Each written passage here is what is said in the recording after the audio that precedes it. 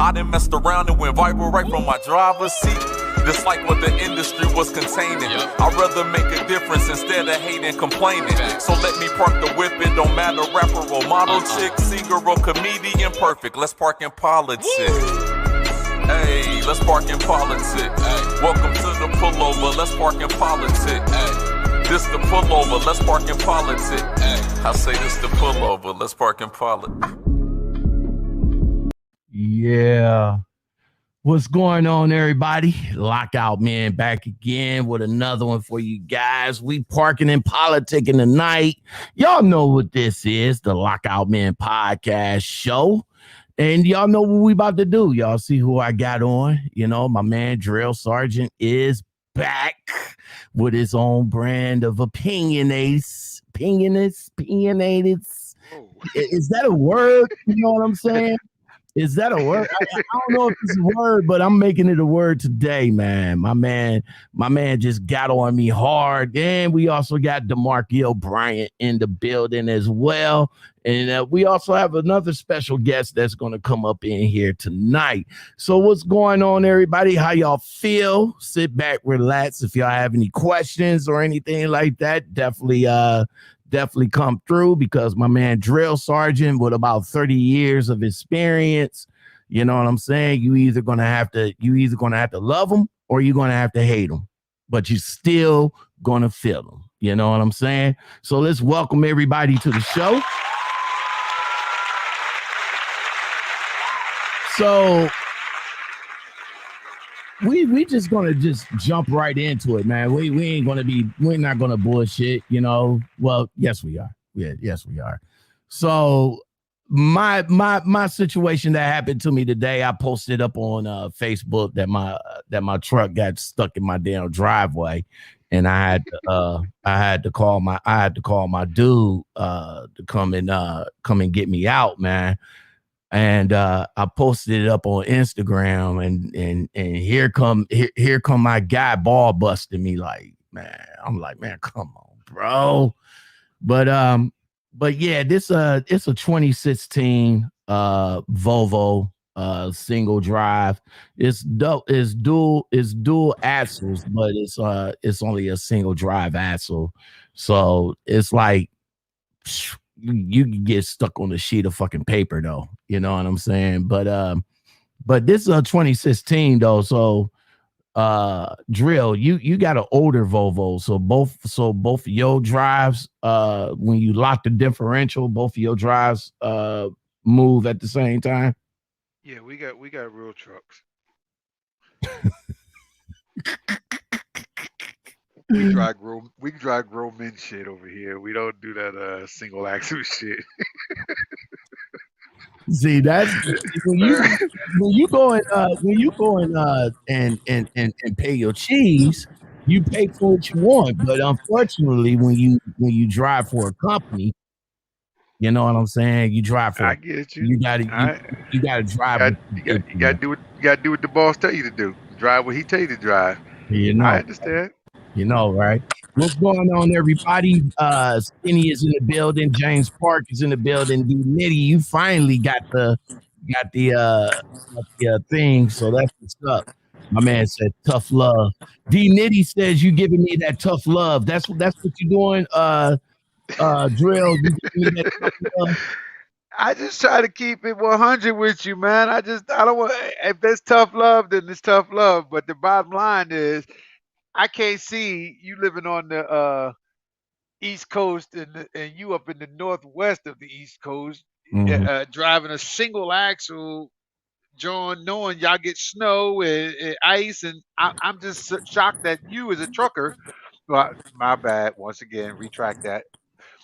You as a driver would drive some shit like that. I mean, that's for like guys who haul light loads on dry ground all the time. You know, that's for them guys down in Texas that's down there crying right now. Well, It's snowing and icing. Well, you know what though? I mean, it is what it is when you drive for a particular company, and you know, you find out, to be honest with you, you find out a whole hell of a lot with the company and the company's truck during the winter time. For real. Well, when you're a trucker, you know what you're doing. When you're a driver, you do as you're told. Mm. Mm. Mm. So let me. Well, you're an owner operator. Before you even jumped into owner operating, young Grind. Give me a second, Drill. Young Grind. Are we good over there? What are we good over there, bro? Man, I don't know. I can't get my Bluetooth to stay connected to the link.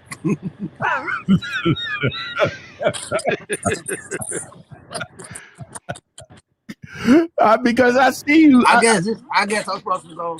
I guess I'm supposed to go back in this truck stop and just upgrade from this rookie ass headset Bluetooth I got. Which one you got? and get a veteran one. Which one you got?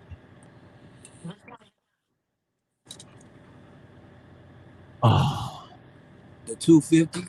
The 250. Oh shit! Damn, bro. That's what 2010 model. Fuck. Yeah. We up to the motherfucker with the dual cones and the crystal clear that you can walk all the way down the street. Hey, bro, use what you got, man. Don't listen to us, man. If that's what you got, that's what you got. You gotta make it. You gotta make it work. You gotta make it work. All right. So yeah. When you get on when you get on our time, when you listen, man, you got to catch up in your time. Don't try to run the race until you can catch up. Mm. He say don't try to run that race. I left my 2021 headset in Indianapolis sitting on my brother's couch. Here we go. And instead of him bringing it to me, he didn't let me know that it was there until I get back on the road. And like, oh yeah, your Bluetooth is here on my couch. Nah, he kept that for himself, bro. You might as well chalk that one up as a loss, my dude. Oh no, I'm going back to getting it. All right, so back to you, Drill, man. You being an operator. So are you echoing? Am I echoing? Do you hear echo from my phone from you? Yeah, actually, to be honest with you, I do. To be honest with you, but, you know, I'm just making it. I'm just going with the flow right now. What about you, Drill? We just going with the flow right now. Lean with it, rock with it, lean with it, rock with it. Exactly. That's what we're doing right now. Drill, man. So back to you, man. So, but at one time, my G, at one time, you was rocking out with a company, and you did have to do what the company sort of told you what to do at one point, bro. I did. I think anybody I did do work for in my young 20s, it was only 3-4 days, if not a week. I think the longest I ever worked for somebody was 2 weeks. And that's where you was like, fuck it, let me go ahead and get my own shit going. No, I have my own truck since I was 18 years old. I've been on operate. Check my my MC. My shit's been activated since 90. My actual legal time is 94. I've been in the trucking industry since 82. All right. I'm not a CDL driver. I'm a Class A articulated driver. There's a big difference. That boy's a Class A articulated driver. Yeah, that means more than one combinated vehicle for those that don't understand that language. You know. So let's get into our conversation, man. It is there support for black trucking businesses, man, or black business in general? It's support if you with the right people, but if you just gonna basically go all black, like hopefully your other guest coming on is gonna claim, you're not gonna get that support. I'm sorry. I'm not against it, but I'm just a realist, and if you want your business to flourish and grow, you gotta get away from those people that you call your people. And if you ever read some of my posts, one of my taglines that I'm very big on is called "Save Our People from Our People." Mm. And you want to grow, why would you depend on the guy that can't even loan you $10,000 without asking questions? Mm. So So you so How is this, yeah? that sounds a lot better. It sounds a lot better. We still got a little bit of buzzing, but you good though. You good, man. Um, I posted this, and come to find out, you was the one that actually written it, and it says McDonald's can mess up your order 1,001 times, and you still support them. And that's true in a sense, because McDonald's give you, you go into a hood McDonald's and you get that fucked up attitude. You get that I don't give a fuck that you hear attitude, and then they can mess up your order and all like that.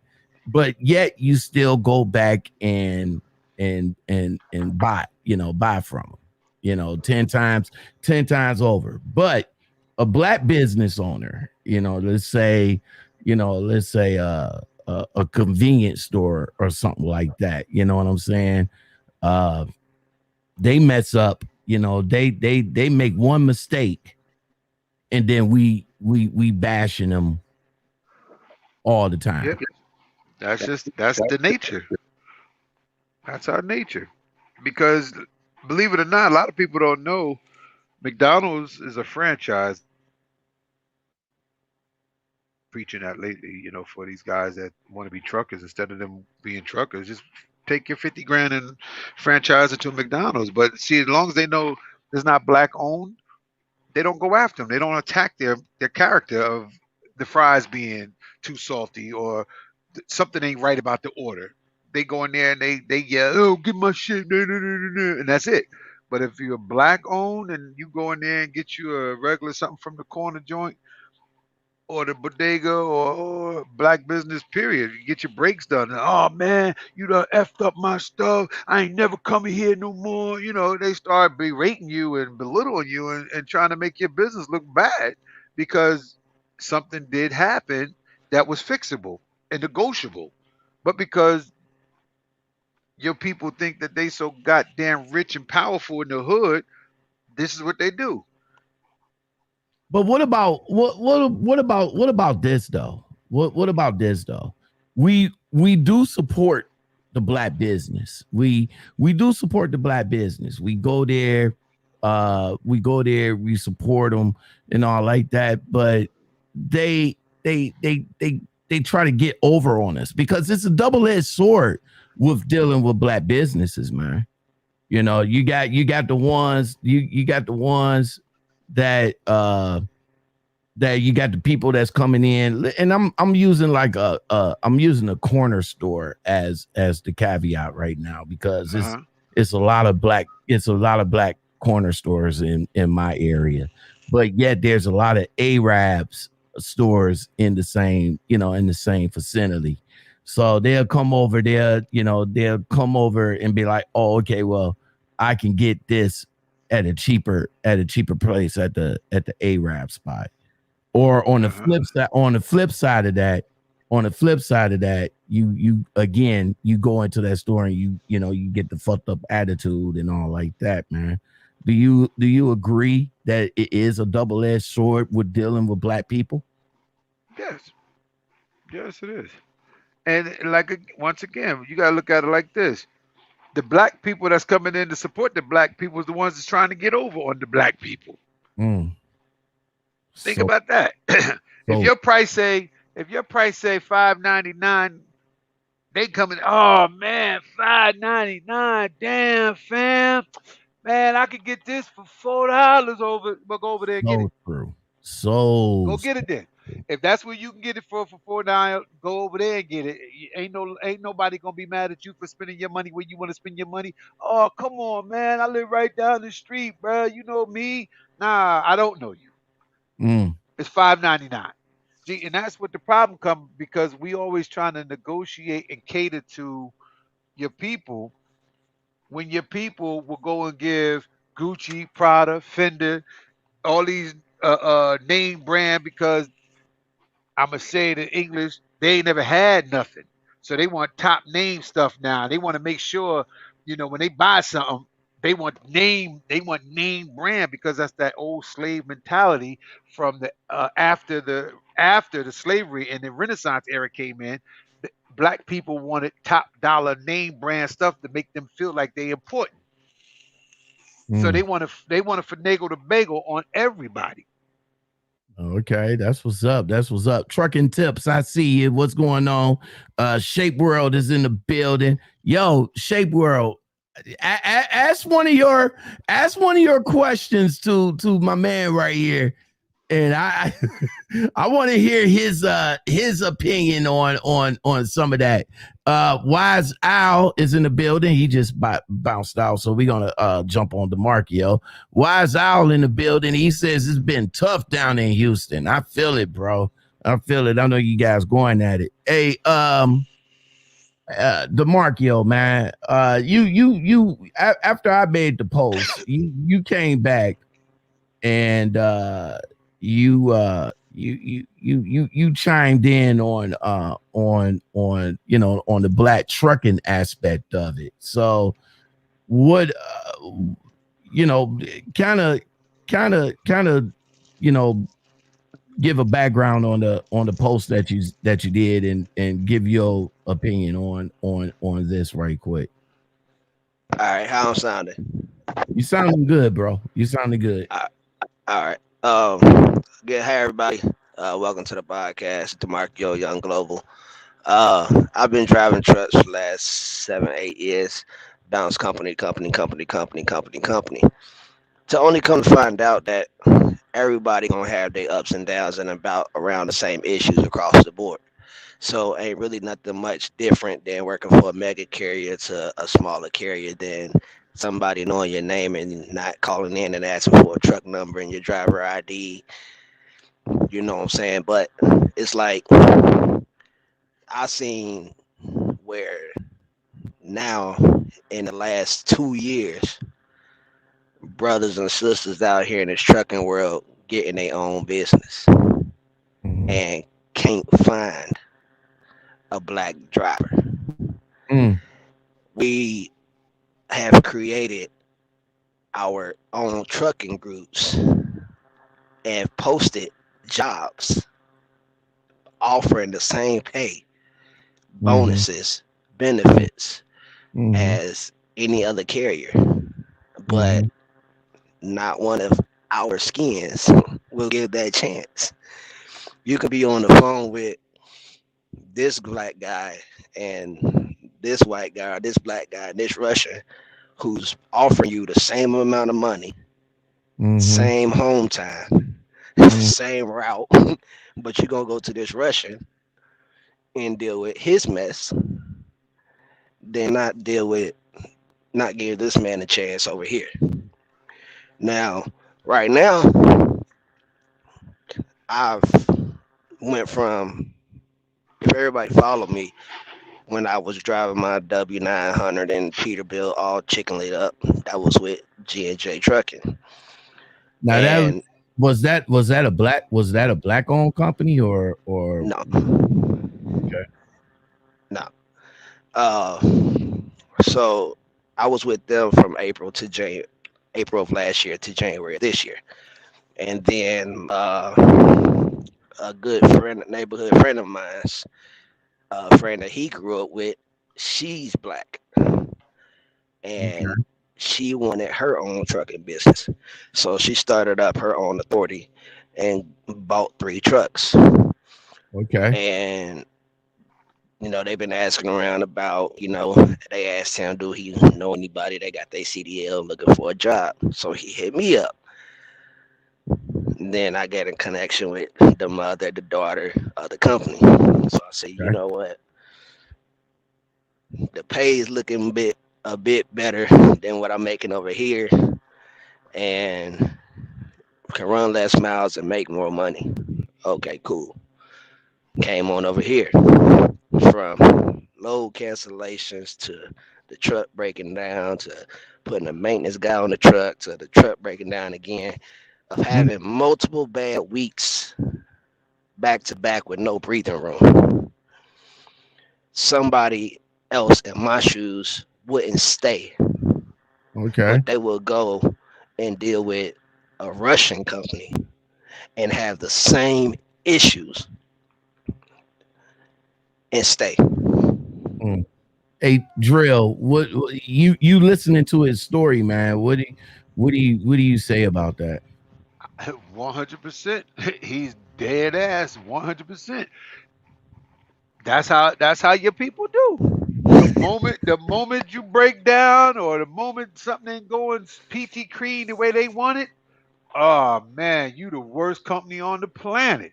But Shay Whitey can do it, and it's okay. Mm. The Uh, Russians could do it, it's okay. Nobody got a problem with their. It's all about the money. To be honest with you, as long as you getting paid, them people will ride with you, because some of the other companies, they pay you regardless if you worked or not. They throw you a little something. That's called slave feed. That's mm. give them the scraps. That's how y'all started eating pork, because they gave you the guts and everything, and y'all think chitlins and all that shit is a good meal. That was just to keep you happy, to keep you from trying to run away. Mm. Now, Hold on, I got a question from someone in the chat. They want to know. I can't pronounce what. Shadona Jackson. Shaquez Brown asks. I got a question. How and where can you get the appropriate funds to start a dump truck business? uh, That's Drill. the appropriate funds. What do you mean the appropriate funds? Either you got the money to do the business or you don't. If not, go get your credit right. Go to the bank and get your money right. DeMarkio. Drill them pretty much put it put it out there. Uh, but if you're looking at one of your own LLC, starting up that, you're looking at about $70 to $100 with legal Zoom. That's what I'm in the process of doing. But again, it goes back to what Drill says. Either you got the money or you don't. Get your credit up, get a loan from your bank. That's what I was about. That's what I was about to say. I Quit mean, crying. If you want to come in this business, go to listen. I tell everybody all the time, you gotta have 5 friends. If you ain't got 5 friends, find something else to do. You need 5 friends. And why I say 5 friends? Because you gotta have 5 true people that's willing to help you when shit get real. Okay, because shit gonna get real out here. You pull off the lot with your dump truck, with your bobtail, with your whole unit, and something goes wrong, and you done spent all your capital in getting the vehicle. Who you got that financially back you up and help you? mm, You need that circle of trust. You need a foundation of friends that can back you. If y'all can go to the club and pop bottles, you telling me we can't go to the garage and turn wrenches? mm. And you know what? And that's a whole bunch of guys will come together. And it bounced back to the to the topic that we're talking about. A whole bunch of guys will get together. We will be at the table in the beginning. Like we'll be at the table, like brainstorming, like, yo, we got this. We can do this. We just need X amount of dollars from X amount of people. Listen, I put the layout out there on a different podcast, and I'll put it out on this one as well. If you got the 5 people you trust, all right, how you build your I'm gonna give y'all the blueprint on how to build your credit. I don't care about what all these credit people talk about. I don't give a fuck about none of their strategies, and they want you to pay them X amount of money and they're gonna fix your credit. First of all, you can't fix something that ain't broke, but that's a different topic. Second of all, You get your 5 friends. The one with the worst credit, that's the one he gonna be last on the paperwork. The one with the bumpy credit, everybody has to chip in the same amount of money. Now, the pandemic was the perfect time for this to happen because everybody was in the house scared, holding each other's dick. And this is the time they should have been saying, okay, listen, everybody come up with an easy number that they all can afford. So if we go to the club on a weekly basis and we spending more than the 40, okay, you spending at least $100 a person when you go out. Mm-hmm. You buying your drinks, you're gonna buy some weave wearing, eyelash flashing, $40 no having ass chick some drinks. And if you get lucky and lie long enough, you might have to take it to the hotel. So you're looking at anywhere between $100 and $200 that you came out your pocket for that one night. If you got enough capital, you do it 2 nights. That might happen on Thursday, it might happen again on Saturday. Okay? So you Mm-hmm. take this money and you dedicate your time, the 5 of y'all. You dedicate, all right, fuck it. Everybody throw $200 a week in the pot. Okay, That money does not come out.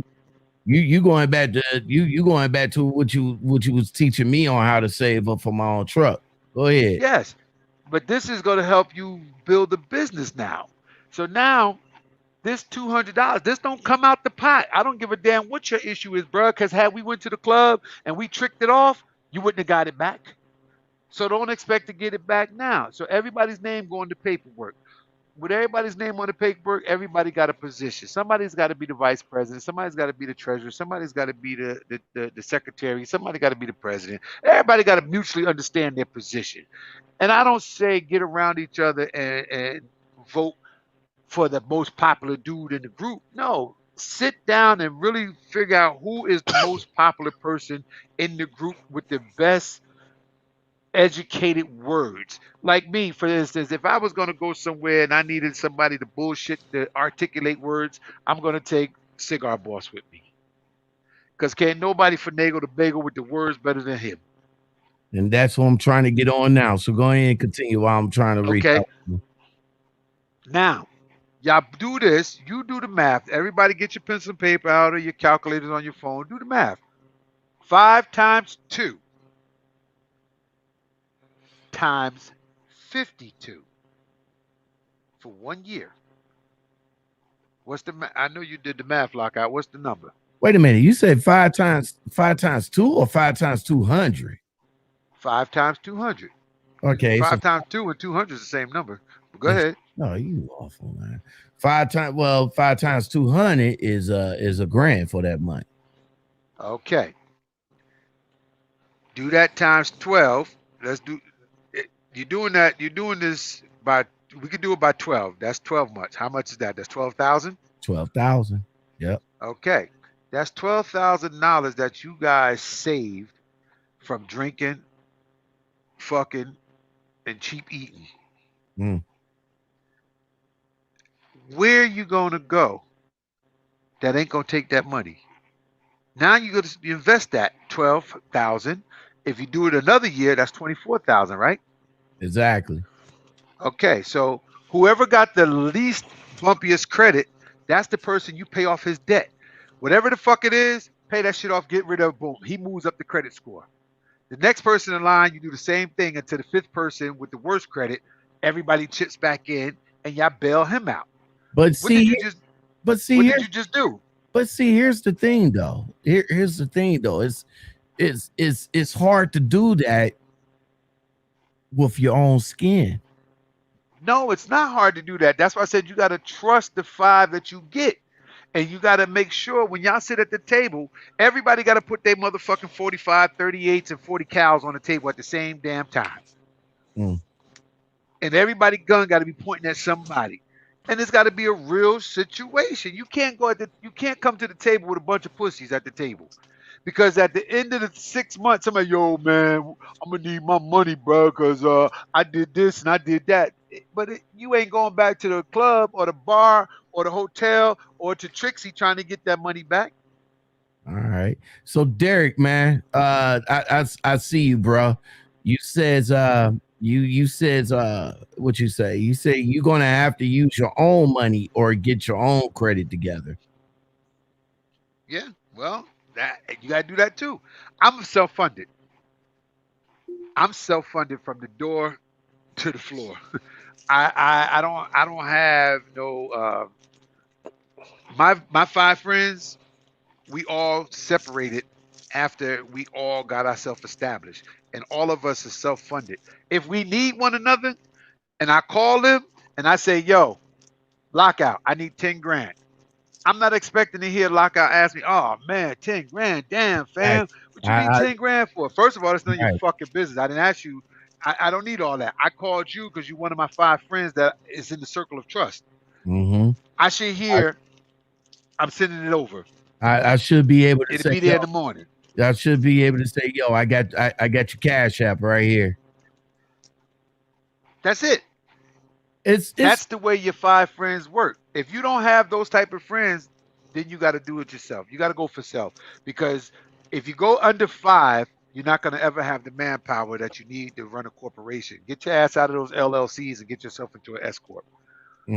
Grow the fuck up. Now everybody's over here saying, yo, go ahead and get your LLC. But you saying jumping into the S corp is a lot better. Cigar Boss, what's going on, my brother? Hey, what's up, baby? Man, somebody breaking up like a robot. Who, me or him? No, it ain't me. That sound like the station sound like it went robotic. Hold on, it? Hold on, right quick. Let me.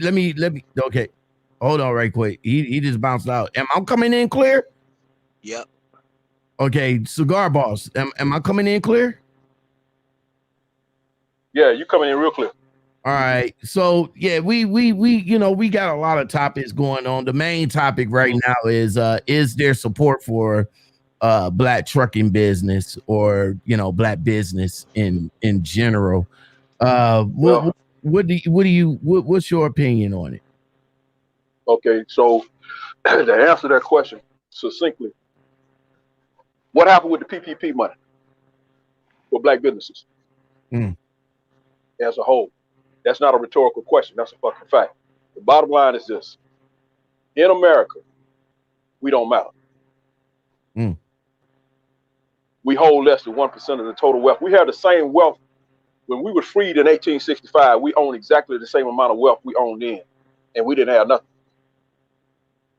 If you average it, if you amortize it out over the last 155 years, which is long as me and Drill Saw has been alive, the first 100 years was, shadow work. But the last 55 years, we've actually been able to see a level of what was supposed to be progress. But here's the tricknology. So you're a black businessman, and you do something that's not unconventional, right? Say like Robert Smith is doing in the technology world, right? He worth 4.5 billion, but Jeff Bezos worth 190 billion. If Jeff Bezos had Robert Smith money, he would jump off the bridge. Now, you have to understand that in the scope of things, when we are black and in business, we fighting against octopus of evil. You got your family that don't want to see you make it. You got your so-called friends that can't stand you. You got the people that don't know you, trying to justify their reason for not liking you because you look like them. It's the Willie Lynch syndrome. Here you go back. And then when you do fall, they cheering because they never see what happens when you become a successful black businessman. You expose the fear factor that the average black person with a good job had. They afraid because what nobody wants to see in America is the nigga become a multimillionaire or a billionaire. They don't want to see Curtis Jackson with a Branson cognac. They don't want to see Sean Carter with $1 billion. They want to see somebody named Harold Jason Thibodeau III because he enunciates better.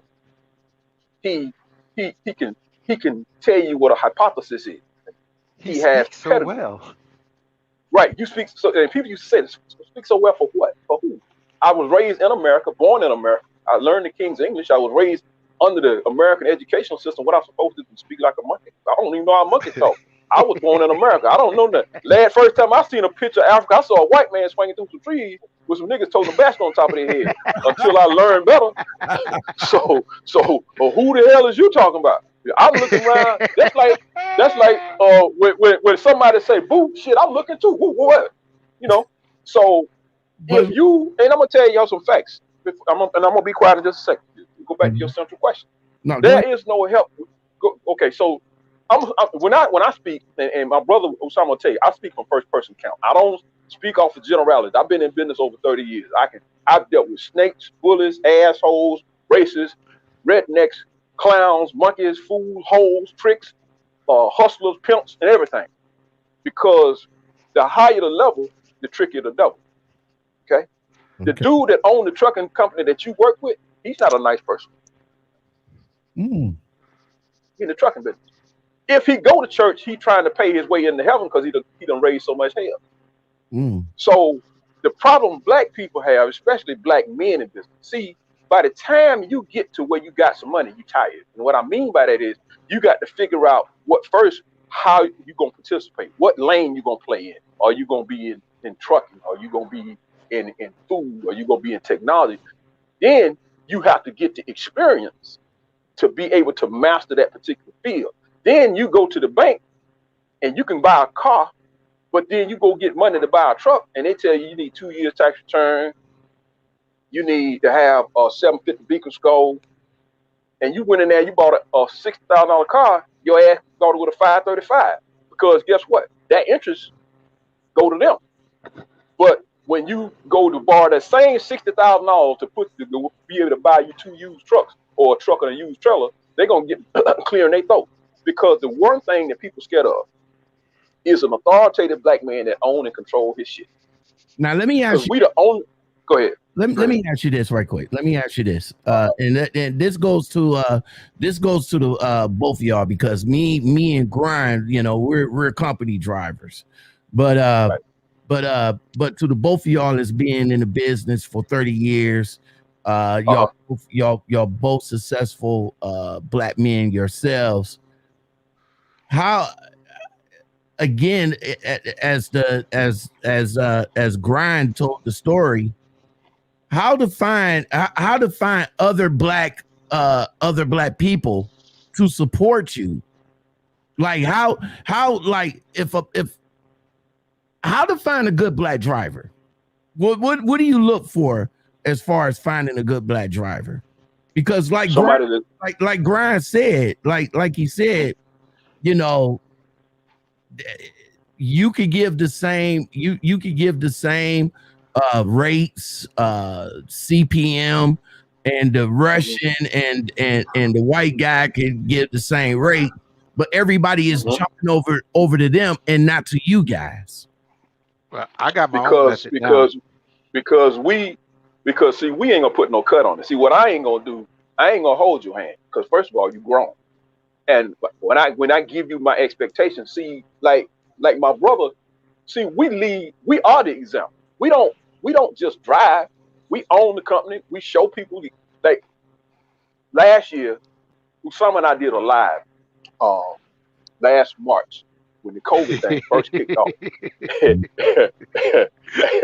It was the most popular live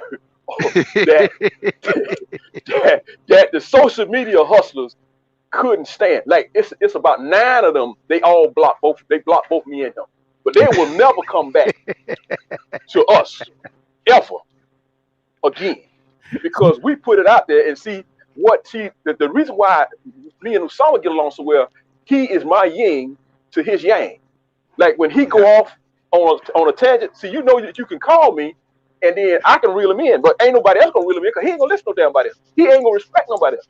And then if I'm going too far to the right, he gonna pull me back into the middle. So we make a good team because we both respect each other's knowledge base, and we brothers. And so that admiration and respect, and plus we have a unique trust bond. Yep. That's the thing that you look for in a driver is this guy.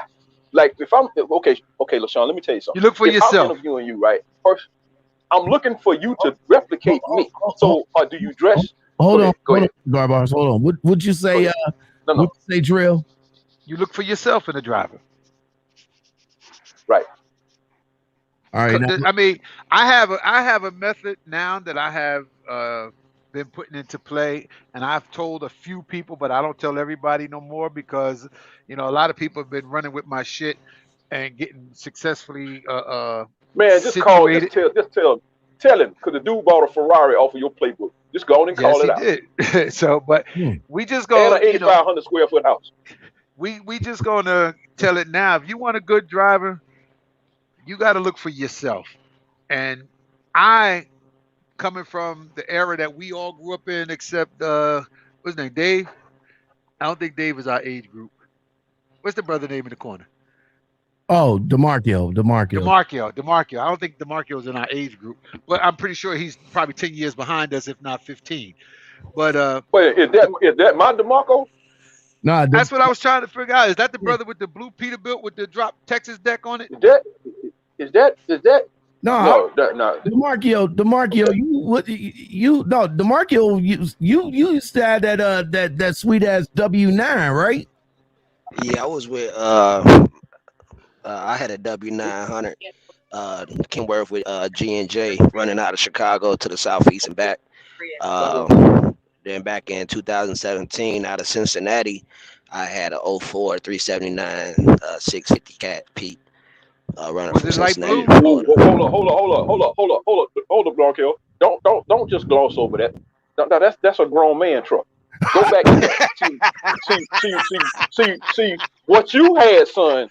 You had, son. Look at here. Now I gotta tip my hat to you. Wait, where you live? Hey, listen, y'all check this English out. Where you live at again? Where I live at now? Yeah, where you live? Where you live? East Coast. University Park, Illinois, just south of Chicago.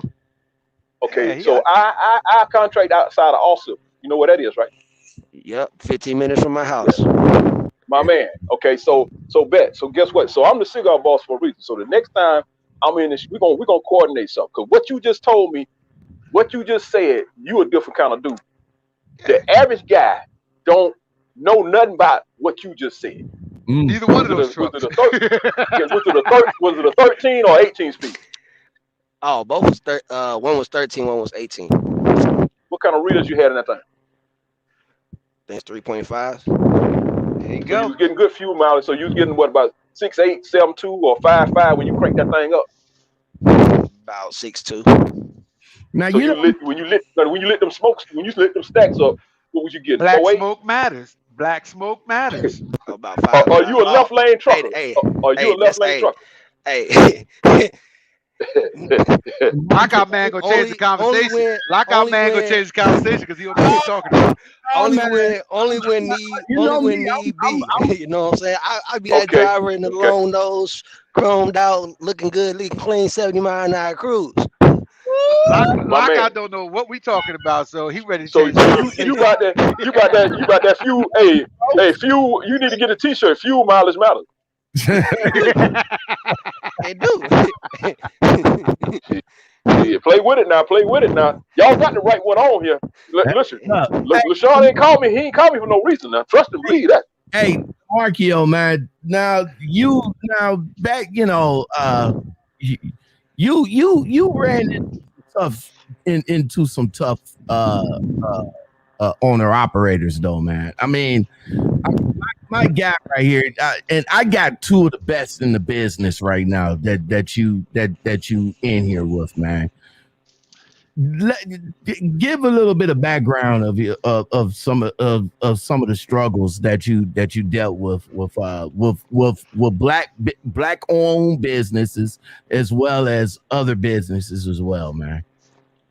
Yeah. Where do I start? Start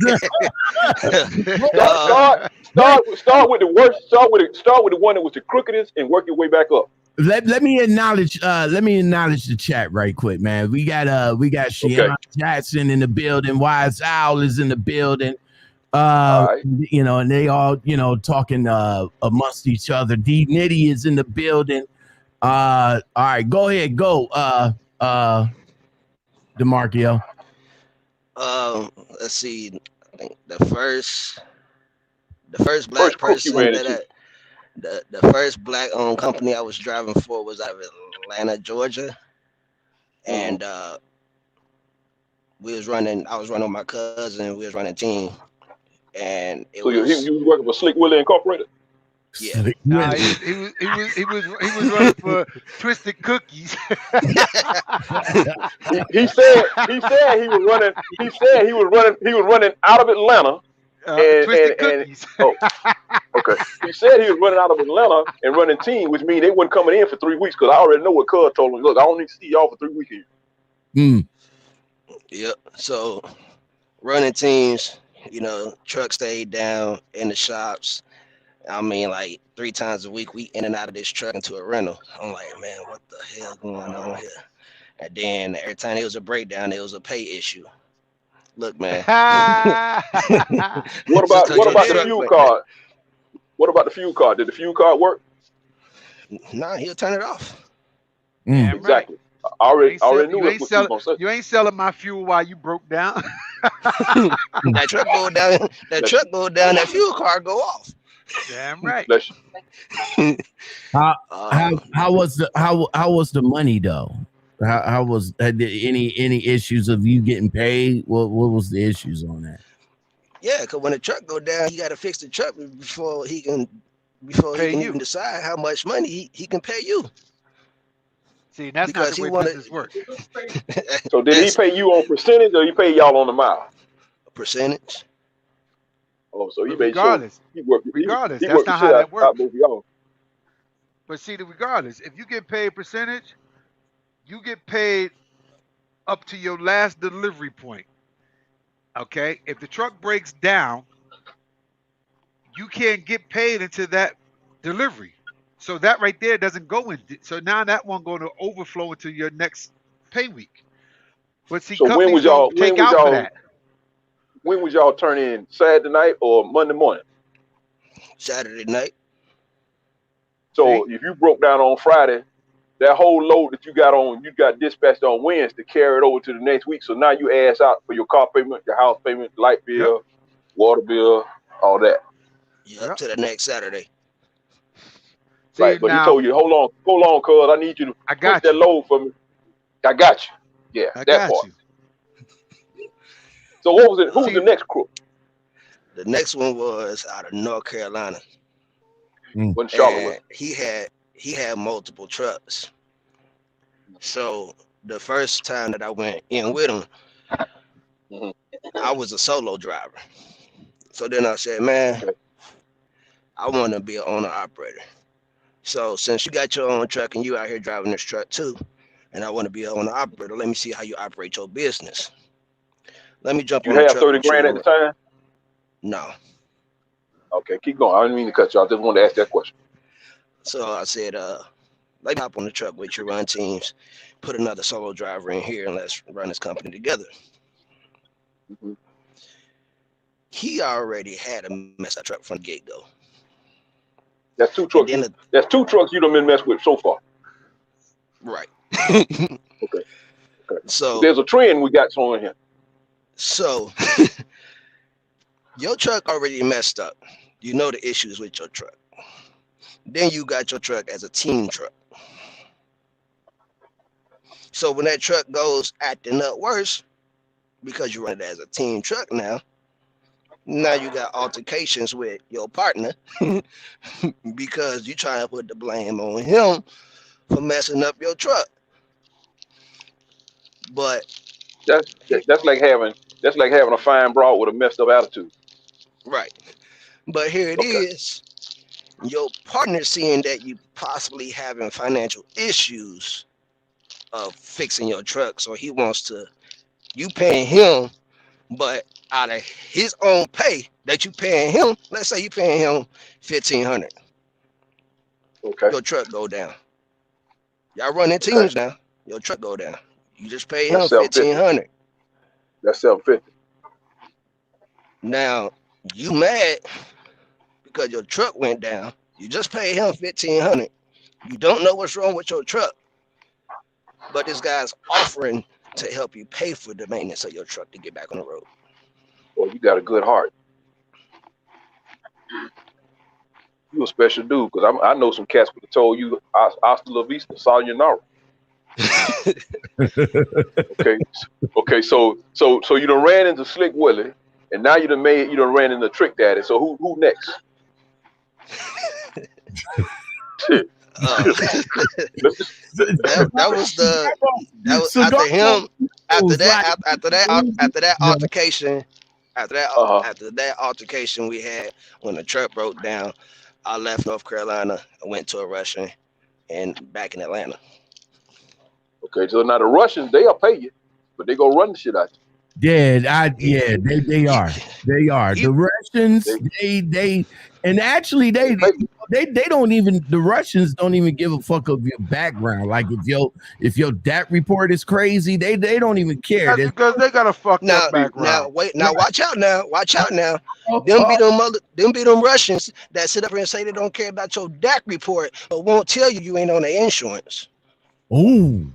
Nah, because they sign you up as the 1099 lease operator, and they lease the truck to themselves, and then they lease it to you. Right. You so excited about becoming an owner, you lease the truck, you running the trailer, and now you running live loads. Trust what I tell you. I know what the hell I'm talking about when it comes to that. So now you a new guy. They tell you lease operator. So how much was your maintenance account deposit, and how much was your down payment? $5,000 for each. With the Russians now. I'm talking about the Russians. Yeah. Okay. See that? See. Don't nothing beat experience, LaShawn. Don't nothing beat experience. So now you done dealt with the pimp, Slick Willie. You done dealt with Trick Master. You done dealt with Trick Master. Are you here? And now you done dealt with Pooh. So you got 3 crooks. So who's number 4? Let's get the Musketeers out the way. Who's the 4th? Yeah, you know, got to run to Big Red somewhere. Big Red got to come in there somewhere. What time is my office hours? I mean, let's go head on and get the Fighting Temptations out the way. What's happening? Hey, Big Red in there. The last other company that hold up right quick, DeMarkio. Hold up right quick. We're gonna try to stay on topic too.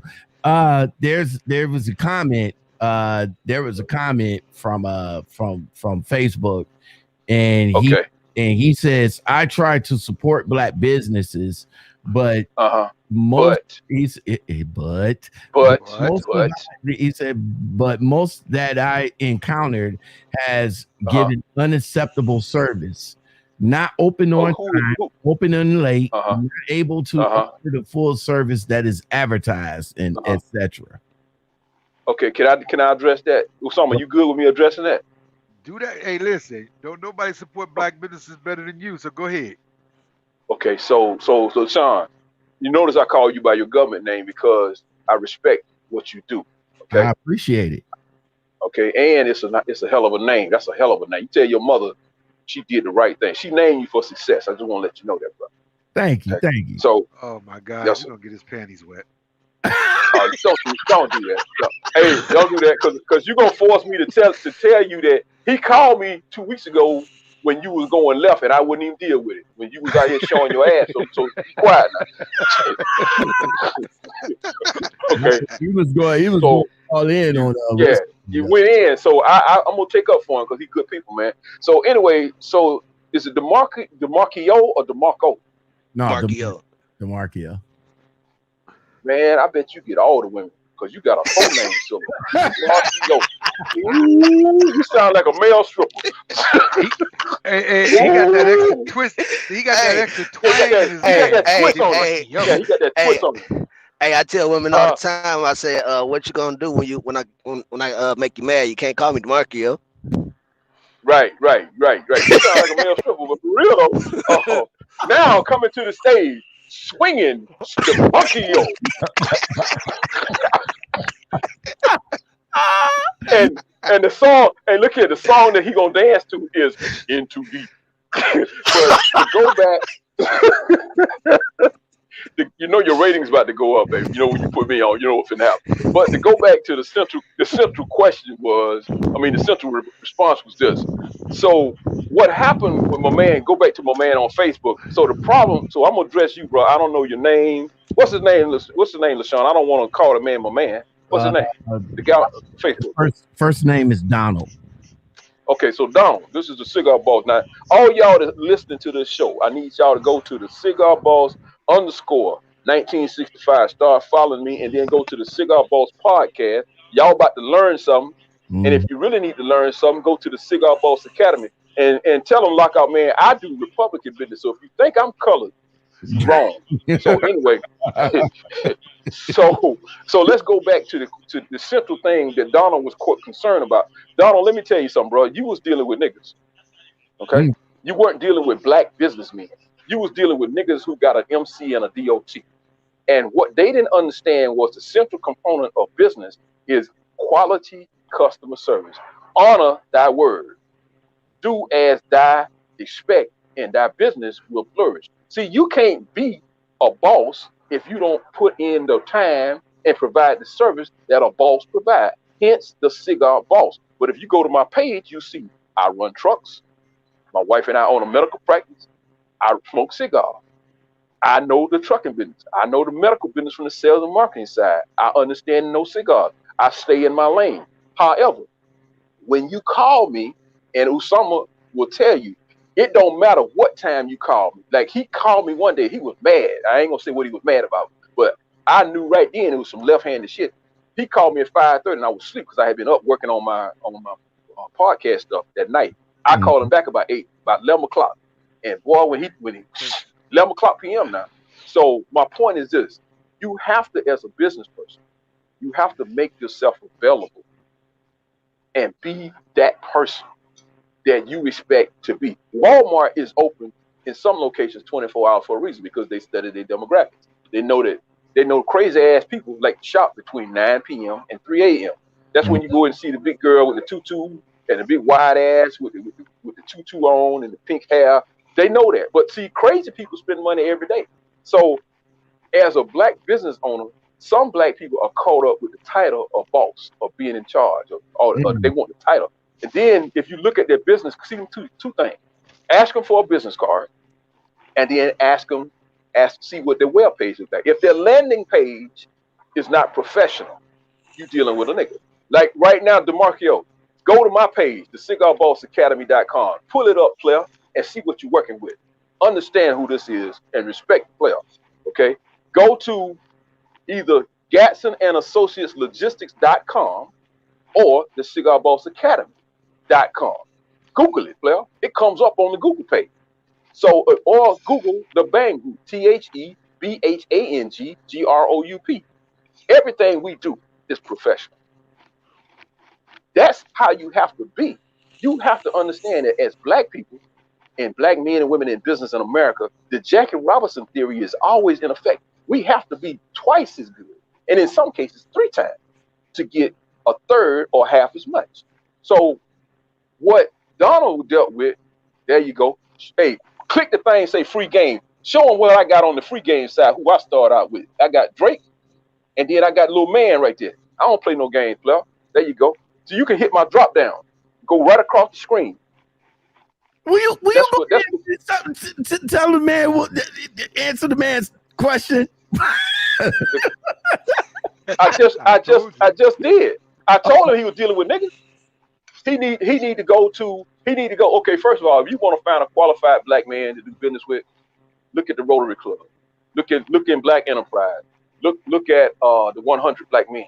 Or go do what successful black men and women do. Find what their hobbies are. I smoke cigars and drink liquor. So what you need to do is find a cigar lounge that black men and women go to that run businesses. Find and follow the doctors, follow the lawyers, find the ones that's in the trucking business. Google them. Those are the people. If see, this is the thing about a successful business. Once you establish the basic blueprint, you can duplicate that blueprint across any spectrum, and then look at who you would want to be. If you want the house, if you want the car, if you want to talk to the person who's doing that, and then get a feel for who they are, and then support them, and then in turn, once you get that initial, once a person show you who they are, believe it, and then go on to the next one that has a more traditional and more palatable track record. If you got the one thing that DeMarkio said in his response to what I asked was, everybody he dealt with had maintenance issues. The first two Negroes he dealt with had maintenance issues. I don't know nothing about the Russian, but that ain't my problem. But the black folks he talked, they had issues because they didn't have enough money for trucking maintenance. They didn't have the trucks maintained, which means that somebody wasn't doing a pre and post every day. And they were spending the money out of their maintenance account as opposed to putting it back. And they weren't taking the money out and paying the truck. Those are the things that cause the problem. So when the issue come up, now you running from behind and you pulling money out your ass trying to pay money when you should have had the money put up in the first place. That's why, DeMarkio, I asked you, did you have $30,000? It takes $30,000 to get in the trucking business correctly with one truck. All right, Drill. Okay. Sorry. What do you want to chime in on that? Absolutely nothing. I mean, I told you when my twin come in, he gonna articulate the shit out the words, and he gonna get it right for y'all. I'm gonna sit back and just enjoy this one right now because I know, right? Now, listen, now you know what's Go ahead. Now you know what's crazy out here in this trucking industry is everybody want to be an owner operator just to say that they are owner operator. Because social media did that. But don't know they truck. Social media when I say don't know they truck is if you know your truck front to back, part by part, right, you gonna pay attention and think of the next move to fix your truck before something else happens. That's right, because everything has a reaction. Let me ask you a question, DeMarkio. Certainly not to cut my brother off and not to cut you off. So the truck that you're driving now, right? Does it have a DEF system? No. Okay, cool. So Lockout Man. Why did I think this? LaShawn? Yes, sir. LaShawn? Okay. So I'm gonna ask you a question. Yes, sir. What is the mileage for the replacement of the initial DEF filter?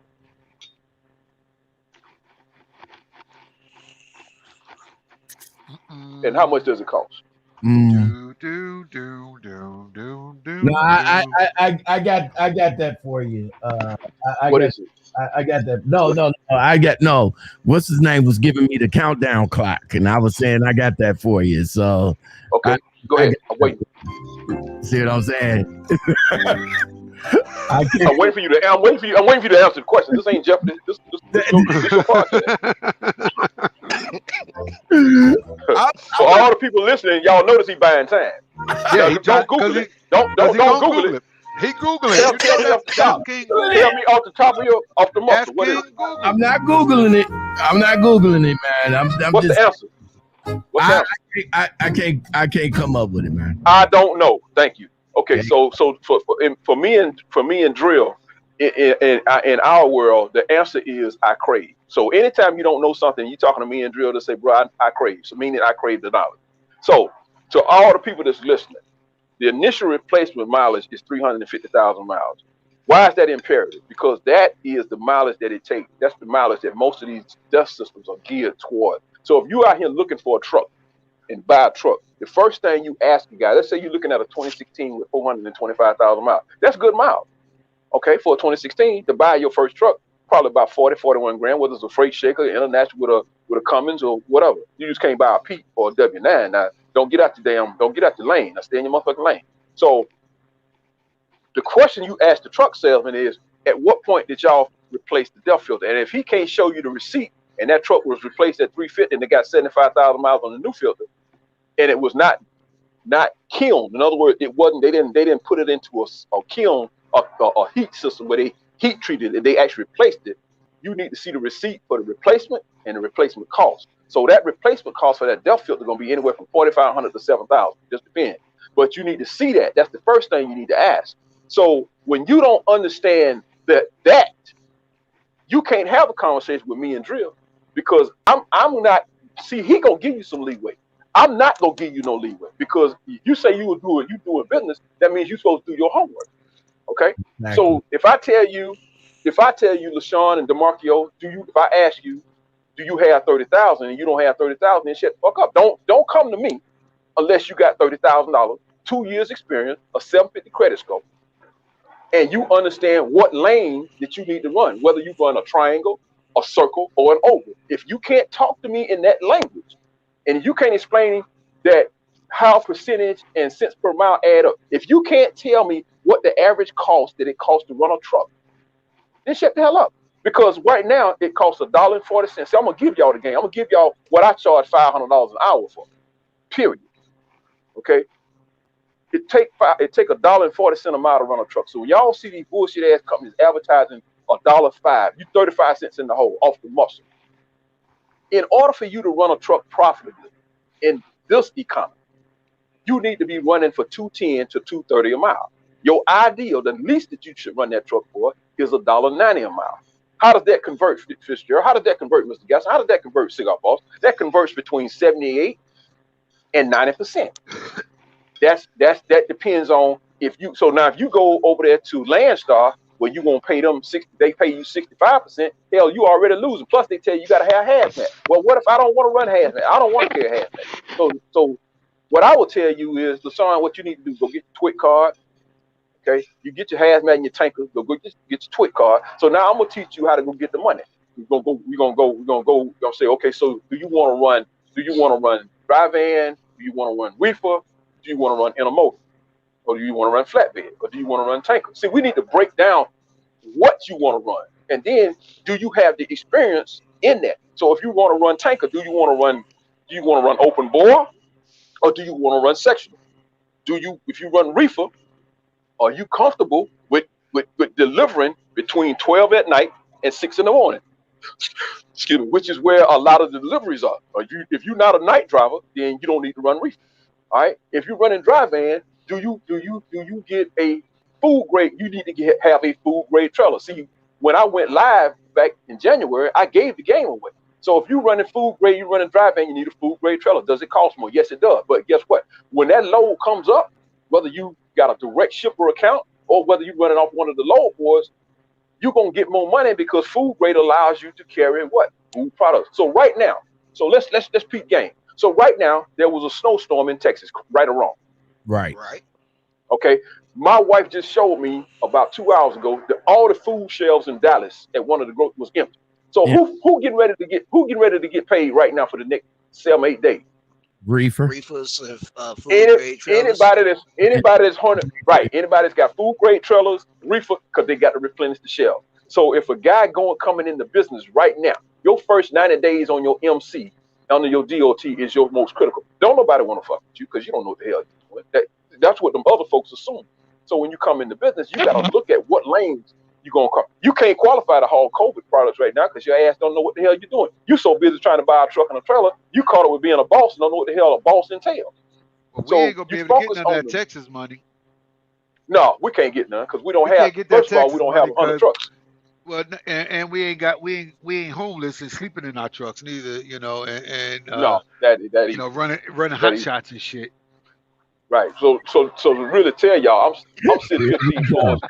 Hey, look here. Hey, LaShawn. Drop a bomb on that. Drop a bomb on it. LaShawn, drop a bomb on it. I got you. Drop a bomb on it. I got you. Drop a bomb on it. Hold up. Thank you. So DeMarkio. Yes, sir. Okay, so let me tell you how bosses move. I'm sitting 15 floors up at Myrtle Beach right now, talking to y'all. Here he go. He about to give it to you, DeMarkio. Okay. I'm sitting outside right now at the resort, 15 floors up, talking to y'all. Outside at the resort. That's my nigga. Listen at him. Spit game. Smoking on a cigar that every Omega Sci-Fi, including this one that's on the phone. That's a Q y'all talking to now. That is a real Q y'all talking to.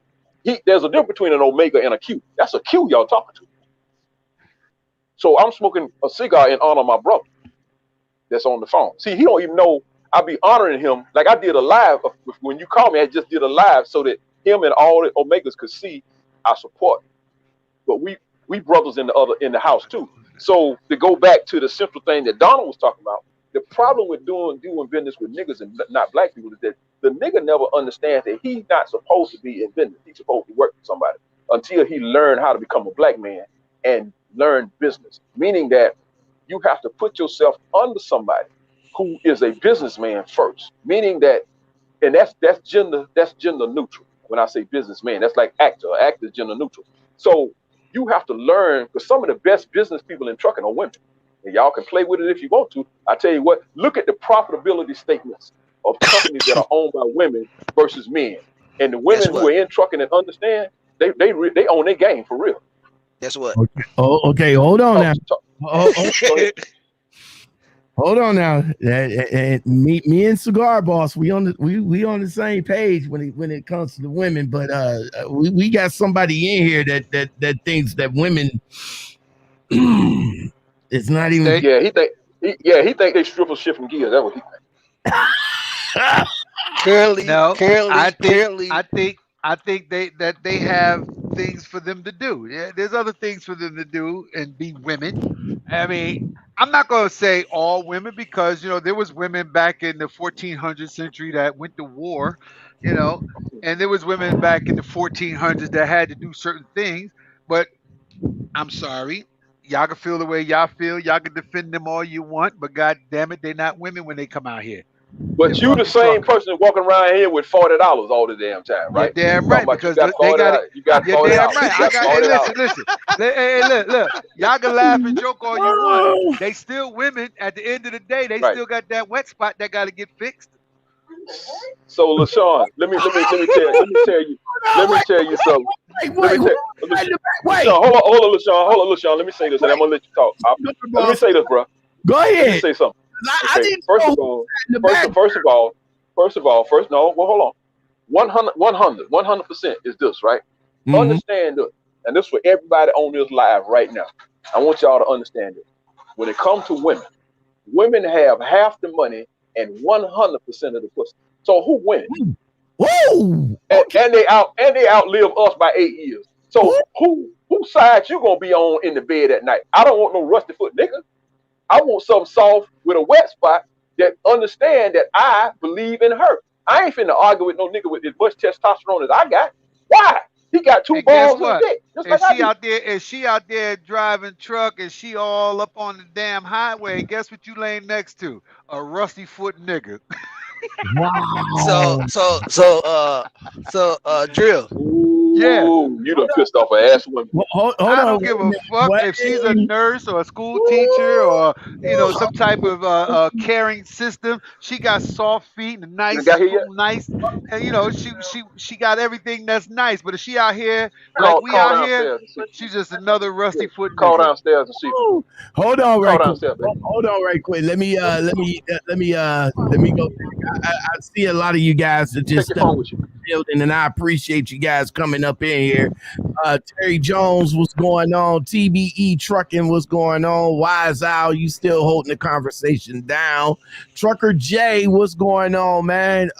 He says he just joined. Who's speaking? Well, tonight's guest, man, I got my man Drill Sergeant is always in the building. My man DeMarkio, Bryant, and the one and only Cigar Boss from the Cigar Boss Academy. They all up in here. We having a good time and sitting back chilling while Cigar Boss, hitting on that cigar over there. The main topic, Derek, I keep them 40s. the main and Mr. $40 him damn self. Let's not forget that part. The 40 damn right. The main topic is there support for black trucking business? You know what I'm saying? Or black businesses in general. Go ahead, DeMarkio. What you want to say? All right. I've been in the trucking game since 2013. Now, despite what I've said and the companies I've been through, the black people, the Russians, that's where I'm at now. Where you at, baby? Yeah. With another black person? With a black businesswoman. See how God sent confirmation? Damn it, y'all gonna learn. I am not the cigar boss for no reason.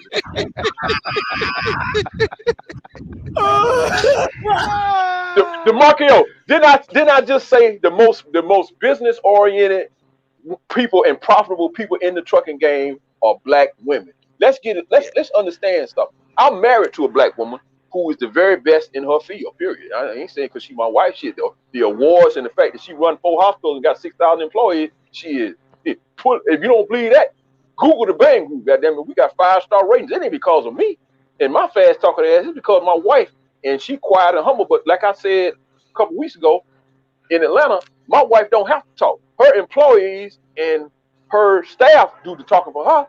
And so I look Ivan, what's at up? the blueprint. I look at the blueprint that I see in front of me every day. Plus, I watched my mother from when I was a kid run 3 beauty salons and buy real estate in the 60s and 70s. And every time my dad was a heating and air conditioning contractor, I watched my mother. One Saturday, my dad was in the kitchen. He put 10 stacks on the table. My mom went back in the safe and got 25. Said, "Now go take that shit and put it back up." That's the kind of shit I grew up with. Hey, listen. Go ahead. There's some females in here now that are bosses. I know for a fact. I got a family that I'm looking at right now, Nicole and Derek. But Nicole is the business owner. She got a tow truck company. Okay. Right. What about Melanie Patterson over there with Integrity Transit? Now I got married to Compass Circle. Now we can go down the list. It's a bunch of them. I don't know about Compass Circle. I ain't touching that one with a condom on. But well, anyway, I know Melanie is a nurse practitioner, and she owned her. Like I said, I ain't touching Compass Circle. But Ivan Moore, what's going on, fam? We're gonna give a shout out to Ivan down here, down in Brick City. That's Jackson. Why, because the nigga from Newark, that's all that shit is. That's that Newark shit. Don't get mad. Don't get mad because we got shooters on deck. That's all that shit. Don't get mad because we got shooters on deck. And I done told you, everybody is in the South. We don't designate no shooters. We all got guns down here. Shit, we grew up doing this shit. Listen. You know that. You know that. You from down. You got family. You got family from down here. I'm a businessman, not a businessman. Now, let me ask y'all something. I'm like Jay-Z. I'm a business, not a businessman. Let me ask y'all something. Talk to me. If y'all went out and bought a truck and looking for a company to lease your truck on to with, and you was offered. Stop. First of all, we don't lease on the shit. We own our authority because we don't see. First of all, real businessmen. I don't. Okay, you ever seen DeMarkio? You ever seen the movie Cadillac Records? I think he didn't pay the phone bill. He gone. He should have never said that shit. That's why. No. I put y'all two on. I put y'all two on there because I'm focusing on y'all. So that go ahead. Go on. Okay. So DeMarkio, you ever seen the movie Cadillac Records? Nope. Got to go watch it. You need to watch it. Now, my brother. Hold on. Now, my brother know while I'm about Jimmy not gonna play that shit. Jimmy not gonna play that shit. Right. So when you watch it, I want you to look at this particular scene in the movie. There's a scene in the movie in Cadillac Records where Muddy Waters, who's a blues artist, Muddy Waters is in the studio and he's asking for another advance to buy a new Cadillac, right? Yep. Gabrielle Union is his wife. So in the studio, there's a guy named Howlin' Wolf. Google Howlin' Wolf. He's a blues artist. So this what Howlin' Wolf tells Muddy Waters and the guy who owns the record, the Jew guy who owns this Cadillac record. I don't borrow from the house. I own mine. See, they was clowning Howlin' Wolf because he drove a pickup truck. Yep. But he owned his shit. He ran Howlin' Wolf owned his shit. Period. So the point I'm getting at is this: if you don't own your shit, you still working for somebody. When you running under another man's authority, you gotta dance to his tune.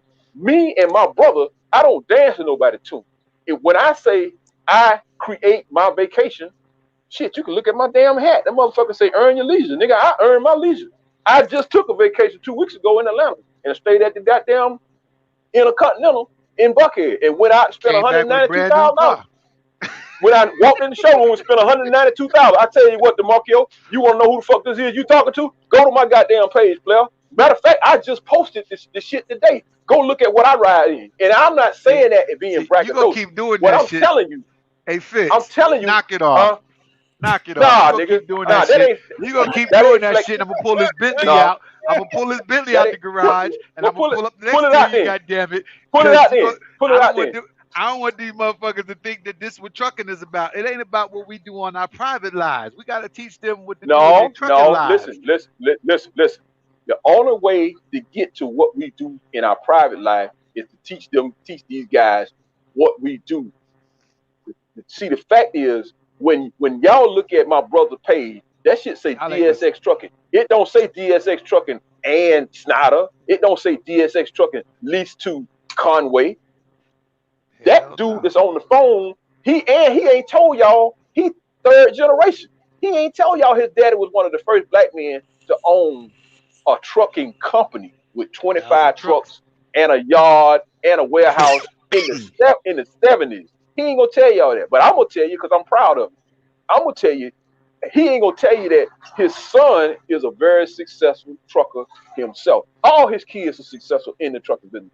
He ain't gonna tell you that. I'm gonna tell you because this dude is an exception. Now, a lot of y'all can't handle him because y'all don't want to do what he has done.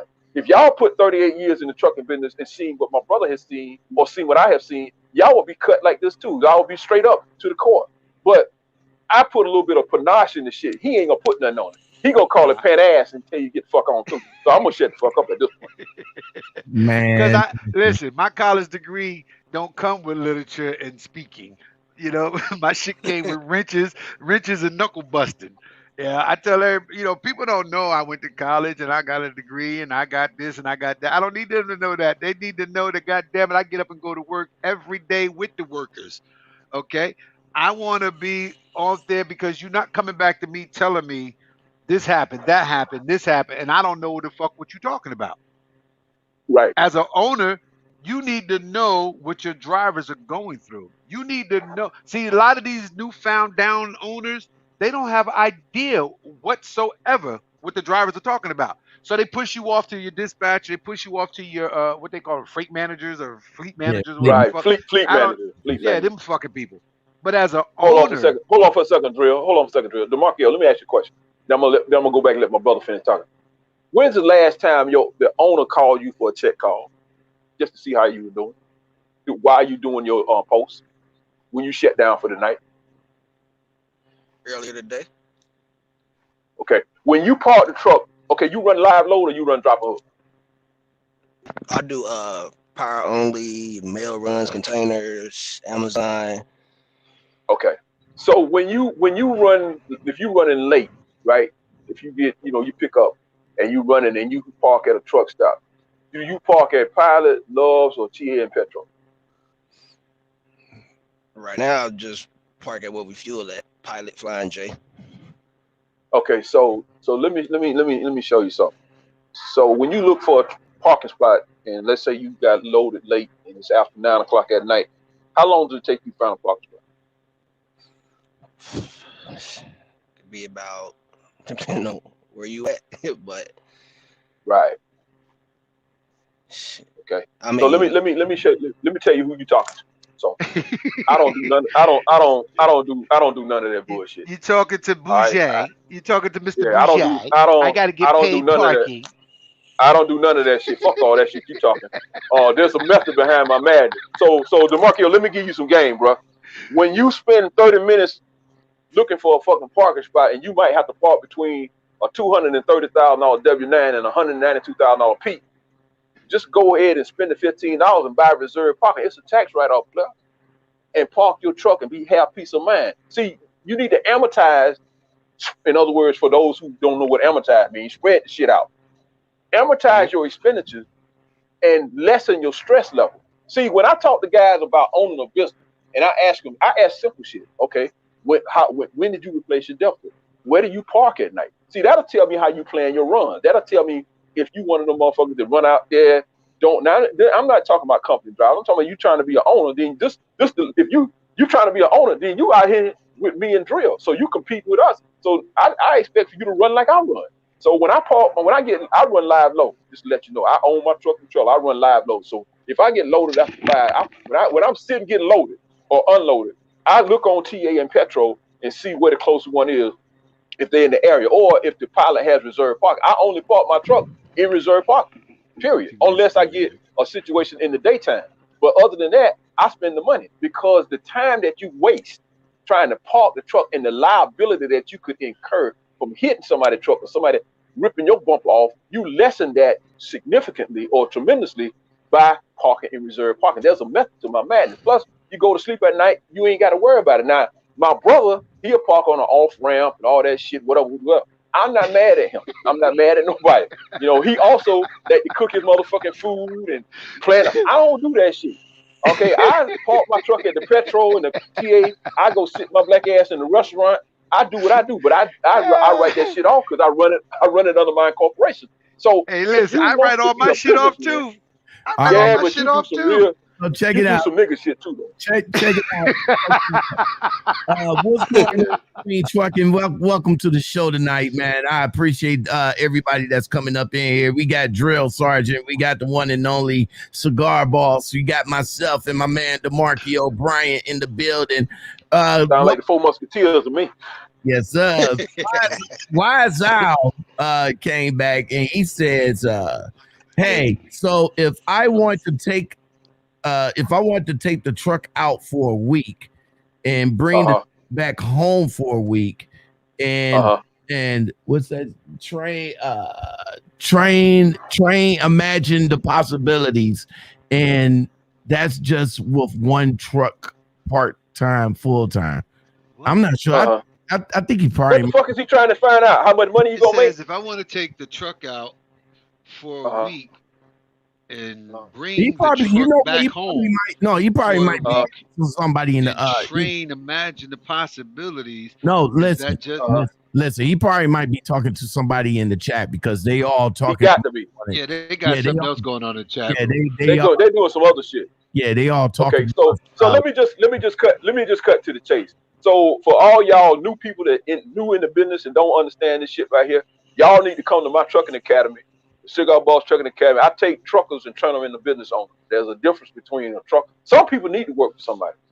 You know, some people don't have the discipline that it takes. But we gotta promote that as well. That's the one thing I've been trying to tell Lockout for a while now.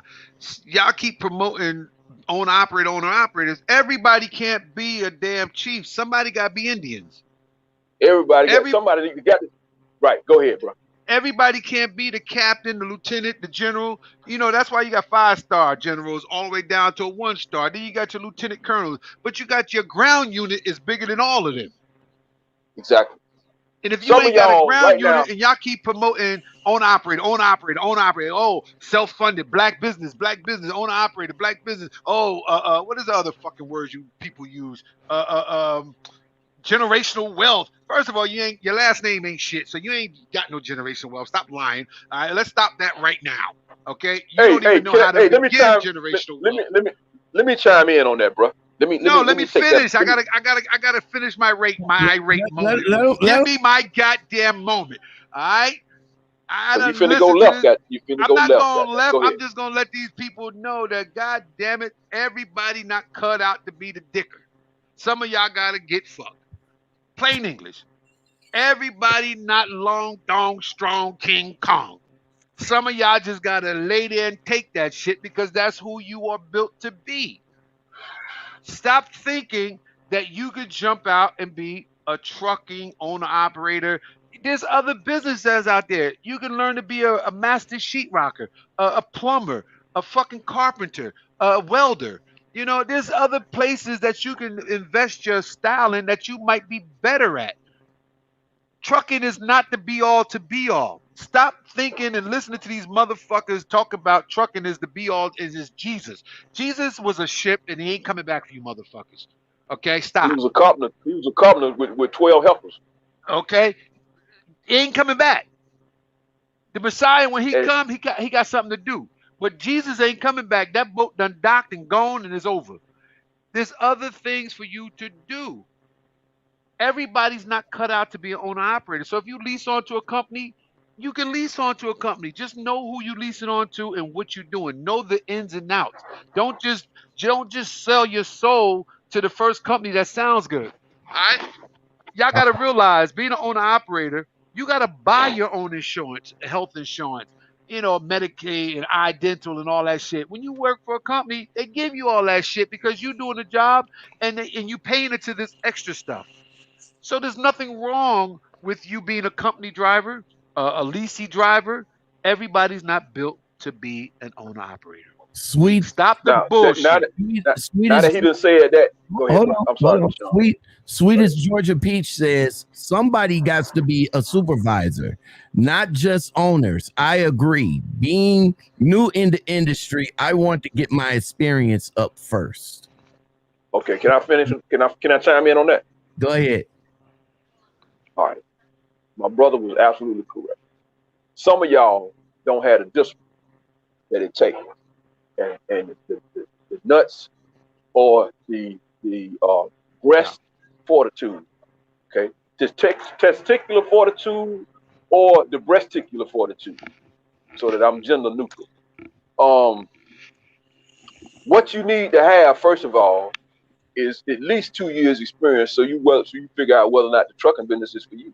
And you need to be able to show me that you can keep a damn job. You need to show the bank. If you say you want to be an owner, you got to show the bank that you keep a damn job. So you need 2 years on the job. All right. Then in them 2 years, you're gonna figure out, am I able to run like I need to run? Can I do this, manage this business into a level of profitability that's good with me? Because going back to what I was telling you, take $1.40 a mile to run the truck. So now, if you say, well, I want a net, see, I run my business on a net 35%. So that means that in order for you to make $85,000, $90,000 a year, you need to be running for $2, $2.10 a mile. So if you netting 85,000, you need to take your ass to Walmart. Because if you ain't making no more than that after you pay all your bills, shit, you can be a company driver and make that. Work for UPS, work for Walmart, or work for ABF or one of the LCL carriers. When you go in this business, all right, when you see a owner operator, I need all y'all to pay attention. When you see a truck going down the road and that motherfucker is under his MC or leased owned to a company, you need to look at that truck as $262,000 to $309,000 a year revenue, gross. Now take 35% of that and see if you can live off of that. If you can't, then take your ass over there and stay a company driver. Because if you're not making $262,000 to $309,000 as an owner operator, you need to get the fuck out the business. Don't come over here with us. Period. Stay your ass in your lane. Go get you a job.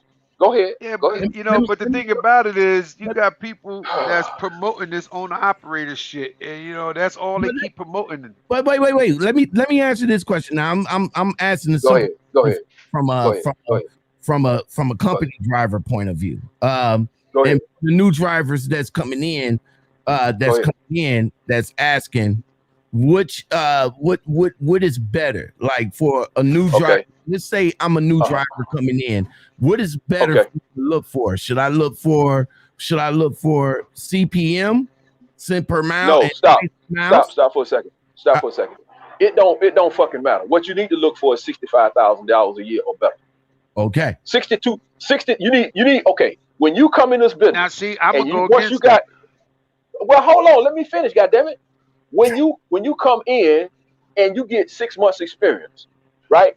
Then you need to start looking for companies that's gonna pay you $12.50 a week or more as a company driver, so that you can understand how much money you need to make as a owner operator. See, when I ask any of y'all other than this genius ass brother, man, how many working days are there in a year? Okay, I'm not fucking with him because he a smart ass, but the nigga, he know his shit, so that's why I'm not directing this question at him. If I ask you, LaShawn, right now, how many working days are in a year? Or 366 years? Leap year just left.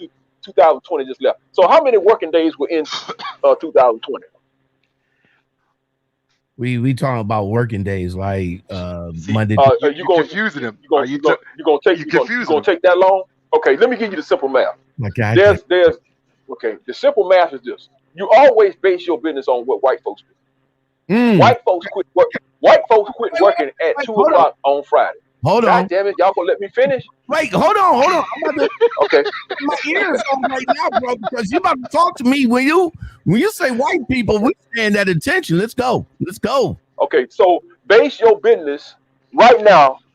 When you look at DSX trucking, you cannot tell what you see on the side of his truck is a drill sergeant and DSX trucking. When you run that MC go back 30 years plus. All right. But the point I'm getting at is this. When you build your business, you don't name your business the Lord Bless Me Incorporated. Heaven help me. Heaven help me LLC. Six white women running. Yeah, blessed trucking LLC. You don't do that because what that tell white America is this is an ignorant nigga that just figured out he done went and got saved and he trying to get in the hell. This motherfucker came out of the penitentiary and somebody gave him. See, you never put your business in a particular situation. If you notice, my logistics company says Gatson and Associates Logistics. It does not say the Cigar Boss.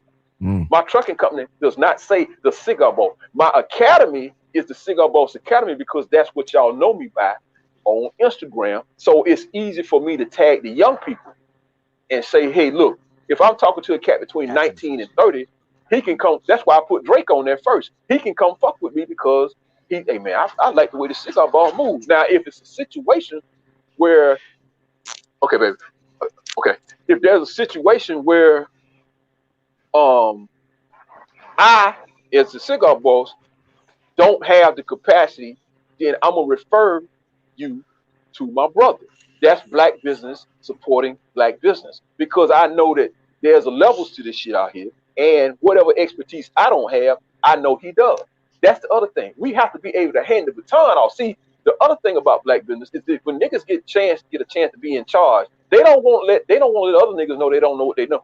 Okay, they want to be the only motherfucker in the room that's at the head of the table. Like, for example, my wife is the CEO of the Bang Group. But if you go on that video where we did the wellness program where I'm at the head of my corporate boardroom, that's my boardroom. I'm doing the talking because I'm in charge of doing the sales and marketing. I don't know shit about medicine, but I can close the deal. I can sell pussy to a pimp and ice cube to an Eskimo. But don't ask me shit about endoscopy, neurology, none of that shit. That's my wife's shit. I stay in my motherfucking lane. That's what most niggas don't understand. Stay in your lane. If your ass was a carpenter and you trying to get into trucking, you need to go out there and become a master carpenter. Don't try to come over here because you see three niggas buying trucks and they build a nice house. That motherfucker might be leveraged to the hilt. He might not be operating in equity. Me and my brother, we operating in equity. I ain't run out there and buy that goddamn bi-turbo because I'm on no fucking credit. I bought it because my wife and I didn't get no PPP money last year for the medical practice. I ran all last year. My brother noticed, he'll tell you that. I ran all last year. I ain't drove a goddamn truck since January the 15th. Y'all can put a point in that motherfucker. You can go on my timeline. Now, I'm sitting here at the beach talking. I'm not talking this to tell you this. I'm telling you because as an owner, I plan to do this. When you make these sacrifices, which you have to make, like if y'all go back on my page, my brother will tell you I was at Coors Brewery in Denver back in December, getting ready to come home. Matter of fact, LaShawn, the same week we did the initial podcast, I pull up to the dock. Yeah, I pull up to the dock. It's Friday night. My appointment is 8 o'clock that night. I pull up to the dock. The motherfucking air separator break in the goddamn truck. Now I got to drop the fucking bags and take it over to the TA. Luckily, it was 4 miles away. Get it replaced. That's $1,300 on a Friday night that I got to spend. But I got to spend it because I got to get this load out of Denver. I go back the next morning, get loaded, and got to drive all the way down to Georgia in order for me to bring my black ass back to South Carolina. See, so when y'all talk about owning, are you prepared to make that sacrifice? And then 2 weeks before that, I got told by Dollar General in Missouri that after my truck broke down, and my truck was on the warranty. Fortunately, it was on the warranty on the other repair, but these two repairs weren't covered. So I pulled the money out of my maintenance account. So out of the maintenance account, I had another breakdown that cost $1,800 plus the tow fee because I had an emergency situation. Then I get to the delivery, and them motherfuckers tell me it's Thursday at 8 o'clock. I get there at 7:20. They tell me, well, we're not gonna unload you until Sunday at 11 o'clock. Did y'all hear that? I need y'all to be clear. It's Thursday night. My brother would tell you, I called him raising so much hell. I was mad at the motherfucker. He was at Amazon. I was like, I can't believe these motherfuckers want me to wait 3 days. Now I got to wait 3 days to deliver this funky ass $1,800 load, right? So I done lost $6,000 in the process of this $1,800. But I can't fuck with Dollar General because as an owner operator, what you have to do is look at the long view. You got to say, okay, wait a minute. Now it's 52 weeks in a year. It's 200. To answer the question I asked you, LaShawn, there's 262 days in a 366 day working day. You take out 104 days. White people don't work on Saturday and Sunday. Okay, right. Black people work Saturday and Sunday because they don't plan. They don't plan, right? So it's 262 working days in a 366 day calendar year. The average year is 260 days. So when you plan your truck to run, all right, I don't give a damn what these social media hustlers are telling y'all. When you plan your truck, you book that truck out to run between $1,000 and $1,250 a day. That's what you book that. That truck should make $5,500 to $6,250 a week. Period. Anything over that, that's gravy. But your truck should make that's a bonus. But that truck should make a minimum of $5,500 per week for 50 weeks a year. That's how you run a trucking business as a real motherfucker that understands. All right. Fam says, hold that thought. Fam says, as a black man that just got his CDLs, I want to run and learn from a successful black trucking business. But at the same time, no one really wants to touch a new driver because of licenses. Well, it's not. First of all, do you wait. DeMarkio, go ahead, man. Go ahead, man. Mute that motherfucker. It's not necessarily that owner that you're talking to or that owner operator that you're talking to. It's the insurance. Now, the insurance thing is that you coming out here, just got your CDLs. You need to learn how to operate that truck. When you're working with a smaller company, they want you to know some stuff. We ain't got time to babysit you. You know what I'm saying? When I'm sitting at the house, the company I'm with now, I was sitting at the house in Chicago. Snowstorm was coming through. I wasn't even in the 18-wheeler. We got 2 18-wheelers and a box truck.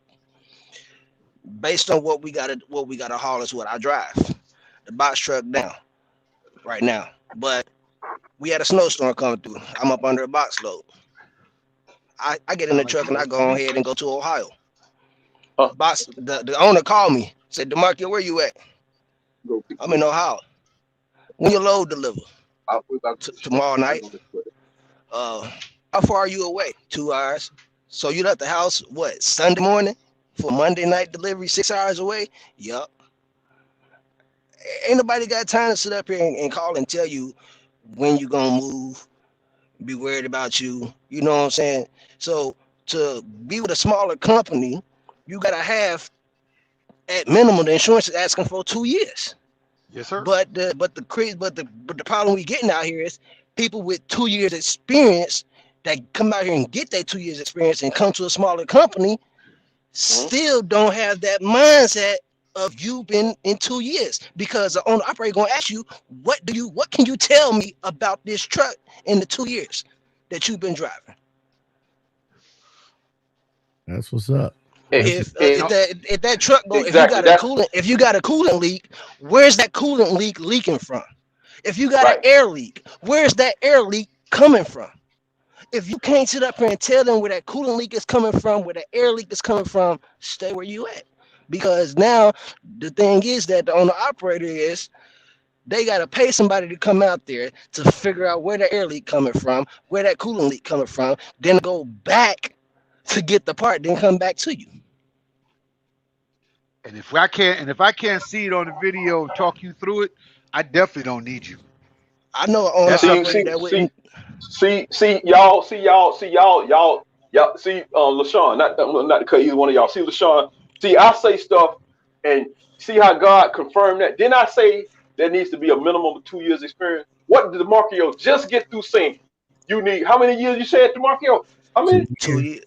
2 You gotta have years. 2 years. Okay, First of all, you gotta have See, 2 years, and then another thing that y'all don't understand, they want you to have 2 years experience and over 25. Mm. Because over 25, they're trying to give you a little leniency because you're still considered a minor to the age of 30. A lot of y'all ain't gonna know that. Y'all ain't gonna understand that. That's gonna go right over your head till later. And then when you go to insurance company, they're gonna tax the shit out of you because you're under 30 and you're under 25. well, tell them about the risk ratio. The risk ratio is the reason. And for all of y'all that's listening, understand something. It don't matter who y'all work for. The insurance company run trucking. If the insurance company, like DeMarkio said, if the insurance company, your insurance risk rate comes back that you a risk, you're not gonna get hired. Period. I don't That's give a right. damn if you're working for me, you working for Snyder, you working for JB Hunt, you working for UPS.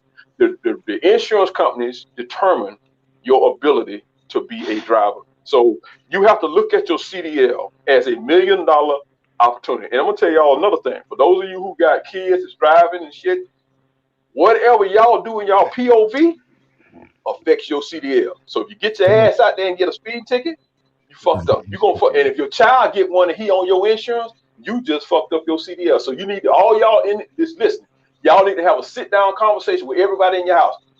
Be like Samuel Jackson. When my feet hit the floor, everybody has to go to work. So the translation, what affects the CDL gonna fuck up the money in the house. So don't nobody need to be speeding. Everybody drive with some sense. That's the conversation I had with my wife and my son. Everybody drive like they got a CDL. That's the first thing y'all need to tell everybody in the house, because the CDL is feeding the family. So you look at your CDL as this is the thing, the propensity for damage. This buys the house. Just pay the car note. Just pay the credit card bills. Just put the food on the table. So anything that jeopardizes that CDL compromises your ability to make the decision. And other things, if you're a company driver, when you decide to become an owner operator, guess what the first thing they do? They look at your insurance risk ratio. That's the first thing they do. And if you come up with risk, they're not fucking with you. So you can own a trucking company and not have no loan. I got a question right quick. I got a question that I'm about to bounce off of Derek Hopkins. He says the question I want to ask the both of y'all. Call them and tell them we want a refund. Going into the owner operator side. When we start a business, when we want to start a business, Cigar Boss and Drill Sergeant,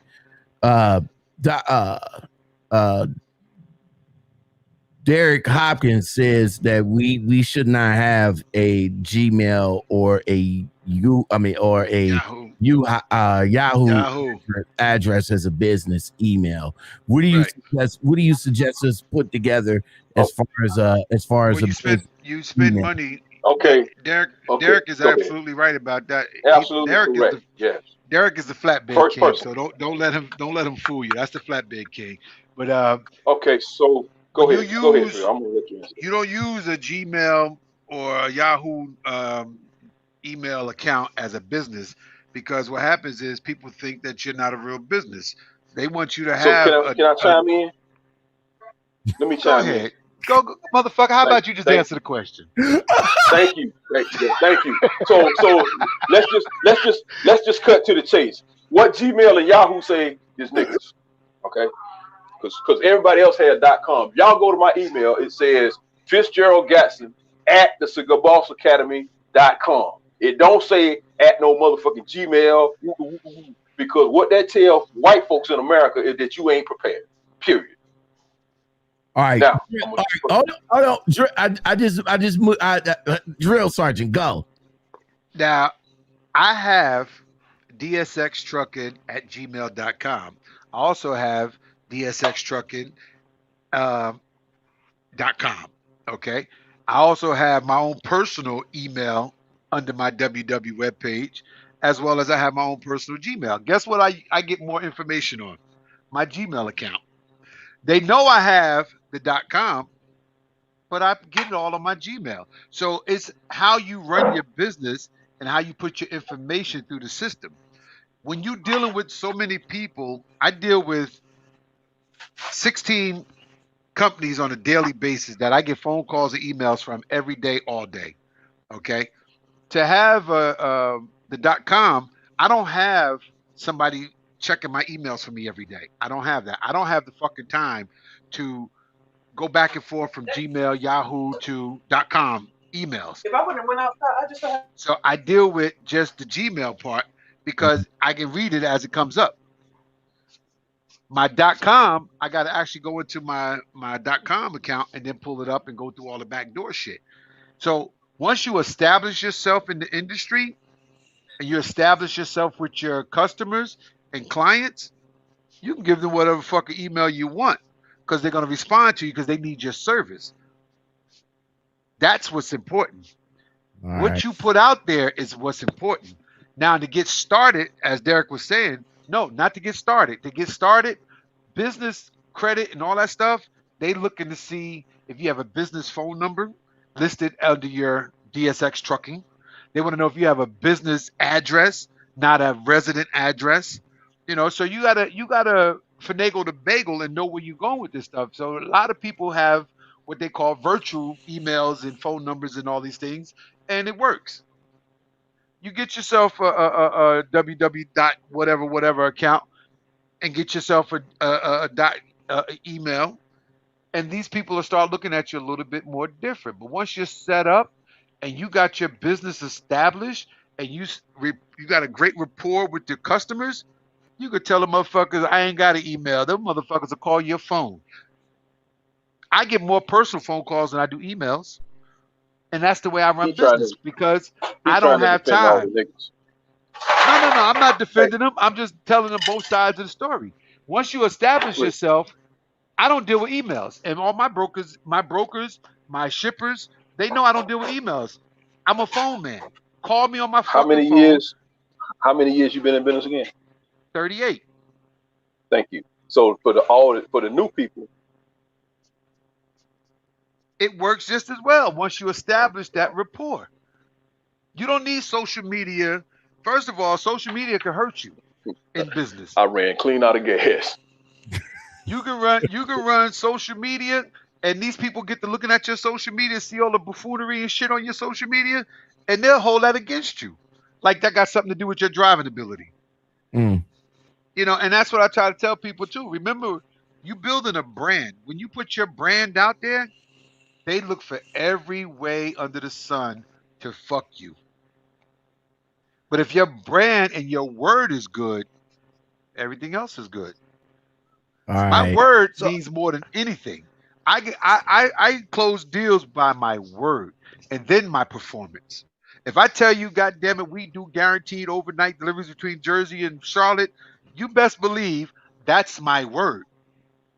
And if I break down and I can't call my sons or my best friends and tell them, listen, my shit broke down, come grab this load for me and go get it. And Derek is on here. Derek is out of Atlanta. And Derek will tell you, if they call me right now and say, Sarge, my truck got to go in the shop and he on the Jersey side of anything, he got to go to Massachusetts, we send in a truck to go pick up that flatbed and deliver that load. If not, give him the truck and tell him to go do it his damn self. That's what you have a network for. Black business can work. We going back to the main topic. It can work if you network together. Exactly. But because we are afraid to network with one another, you don't have that. I have a network. And I purposely build a network with different people. And I know for fact, if I'm in the Atlanta area, the GA area, my shit break down, I need a tow truck, I know who to call in that area to come get my shit.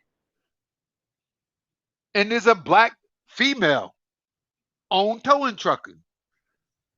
If I'm in South Carolina and I got an issue, I'm calling Cigar Boss. Hey, I'm gonna call my brother. Listen, man, I'm over here, and he know every fucking hole in the wall down there. So I'm gonna have to call him. If I'm somewhere in Ohio, I'm calling you. That's what's up. You understand what I'm saying? This is how you build a network of blacks. And this is what people fail to understand. When you do these podcasts, people should be writing down the names of people that you got coming on and what they do. I'm not. I mean, we can do flatbed work, but that's not our specialty. But if somebody called me up and said, "Hey, we got this load coming out of Georgia, this, that, and the third," I'm gonna automatically hold that call and I'm gonna say, "Let me switch you to my flatbed division." And I'm gonna call Derek. Hey, listen, bro, handle this call. This on you. I ain't got shit to do with it. But they don't know that. All right, so I cannot. What is Shayana Jackson says no one's information but your own. Do not believe 100% of these social media hustlers say. Oh, what is it? Most of them never sat in the driver's seat nor grabbed any gears. And that's true. Don't trust nobody's information but your own. You got to go out there and do your research. You got to find out who you dealing with and how your money's coming in. I mean, my brother said $5,000 to $6,000 on the per week. You hustling. I don't work that hard. I'm gonna tell y'all that right now. I don't work that hard. If I got to work that goddamn hard, something wrong. Okay. But would you recommend somebody making that as an average, good decent money starting out? Yes, that's great money. Because Shit, let me tell you something. over here where I'm at, we try to average that, and it's like over here, like I'm with a small black company out of Chicago, Robbins, Right. Illinois. We got right now we down to 2 trucks, and I say I only been over here about 3 weeks, but they asked me, hey, you want to go home this weekend? I'd say, look, did we just have a bad week? I ain't going home. Right. See, The and truck that's make this you. amount of money. That's you doing two things at one time, DeMarco. You doing two things at one time. You also making sure your pocket money is right because you have a mindset of what you need to bring home. And you also Yep. looking out for the company at the same time because they could be, trying to be nice and say, "Hey, listen, we didn't do good this week," and that's going to affect your pay. Nah, not you ain't going to affect my pay when I'm telling you, look, I'm real to run. A driver like you is very hard to fucking come by. What My I do truck, now, I train drivers like you to become like you. this truck broke down Thursday night. Like I said, over here at this company, I do everything: power onlys, container, Amazon, whatever. Yeah, So sound like you I was work for pulling me. for a JB. I was under this circumstance. I was pulling a JB Hunt load out of Okay. Wisconsin going to Indianapolis. Indianapolis load delivered on a Friday morning, 7 o'clock. Here I am, just come off of 8094, getting on 65. Damn belt. I have my tensioner and bad pulleys. Okay. So So one of them the seized up. belts, yeah, the belt strip. This was Thursday night. Can't get no parts until Friday morning. All right. So by the time we got the truck back up and running, it was Friday night at 7:30, leaving out of Hebron, Indiana. I get the truck down to Indianapolis. They closed. On their online, I go online, look at the hours. That shows that they don't back open until Monday. Okay, go to the truck stop, come back Monday. Well, we're not going to unload you until you have a new appointment time. Okay. They don't unload me until Wednesday morning. So I was broke down Thursday night, didn't get the truck back up and running until Friday night. Had to sit up under this load when I picked it up Thursday morning until that Wednesday. And you didn't make no money. Ain't make no money. Ain't And make no dispatch money. asked me that Friday, did I want to go home? No. Why? Because I didn't make the money that I wanted to make. I'm up under a percentage. So the more that the truck makes, The better your percentage. the better my percentage pay is gonna be. Right. So if the truck ain't made this amount of money to make me bring this home, I'm staying out. Yeah.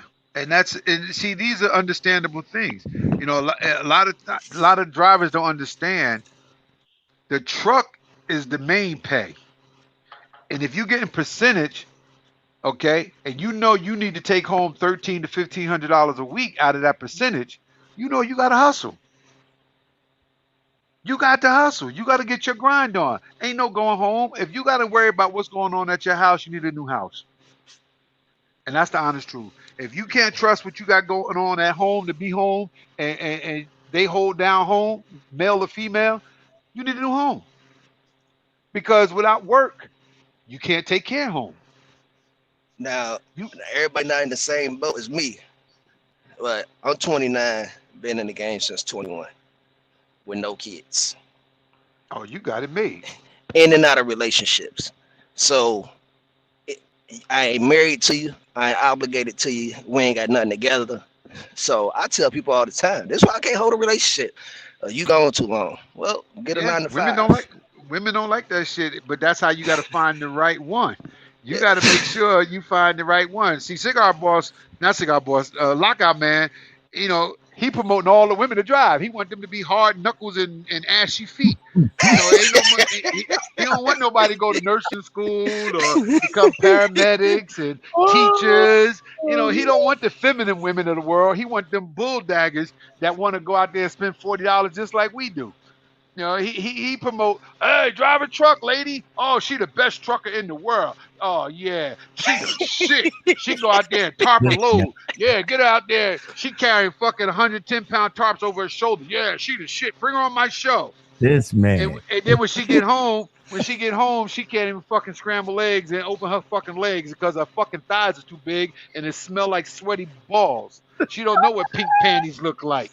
Pink panties matter. Pink panties matter. Here we go. Hey, another question for you there, Drill. What's up? Here we go. Me wanted to open up. Okay, I messed up financially over the years of helping different people, friends, family. You know what I'm saying? Dealing with wrong relationships, playing stepdaddy and whatnot. But now this year I focused on myself of what I want and what my goal is going to be. So looking at a company name on the rise.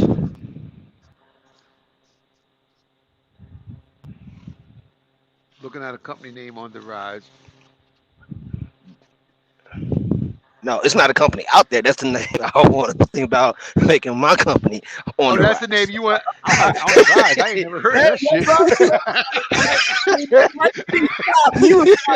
He stopped mid sentence and we over here like, yeah, I'm like, what? looking at the company on the rise. Okay, what?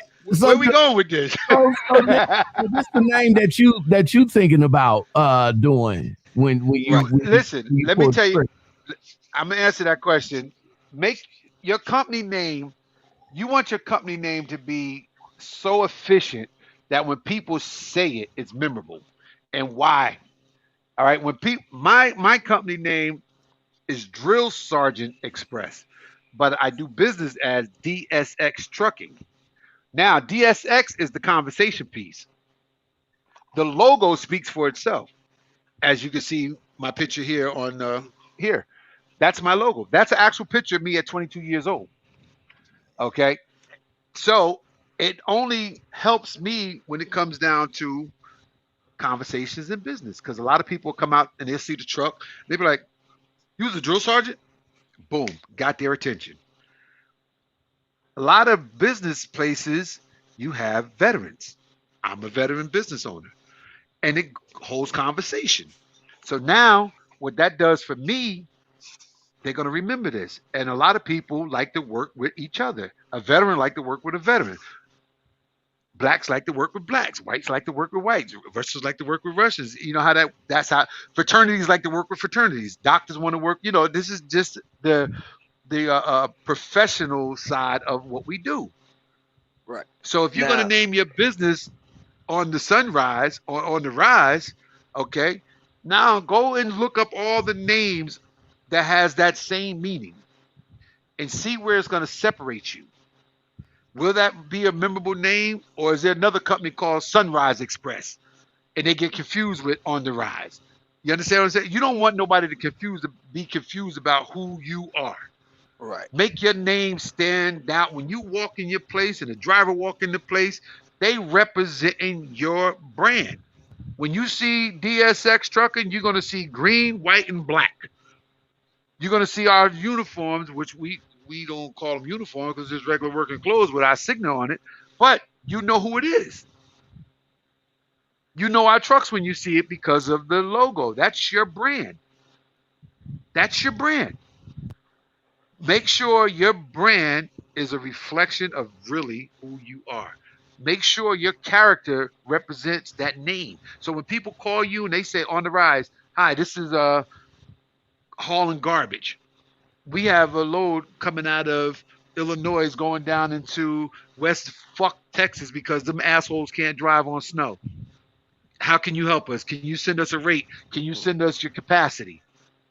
Automatically you get to work. Now, when they need something else in that situation out of that area, who they gonna call? Me. There you go. That's what's up. Not only is on the rise the name they remember, but on the rise got the job done. Exactly. Just like my man came and pulled me out today. The name is everything. His name is Wolfpack Towing. Wolfpack Towing out of Cleveland, Ohio. If y'all in Cleveland, make sure y'all come on over. If y'all need a tow, lockout, or anything like that, hook up with my man. Yo, man, this. I have one more.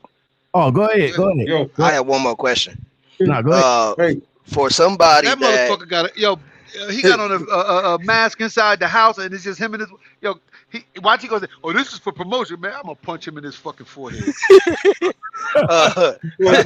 Now, for somebody that I see a lot of people go out here and getting trucks getting trucks, right?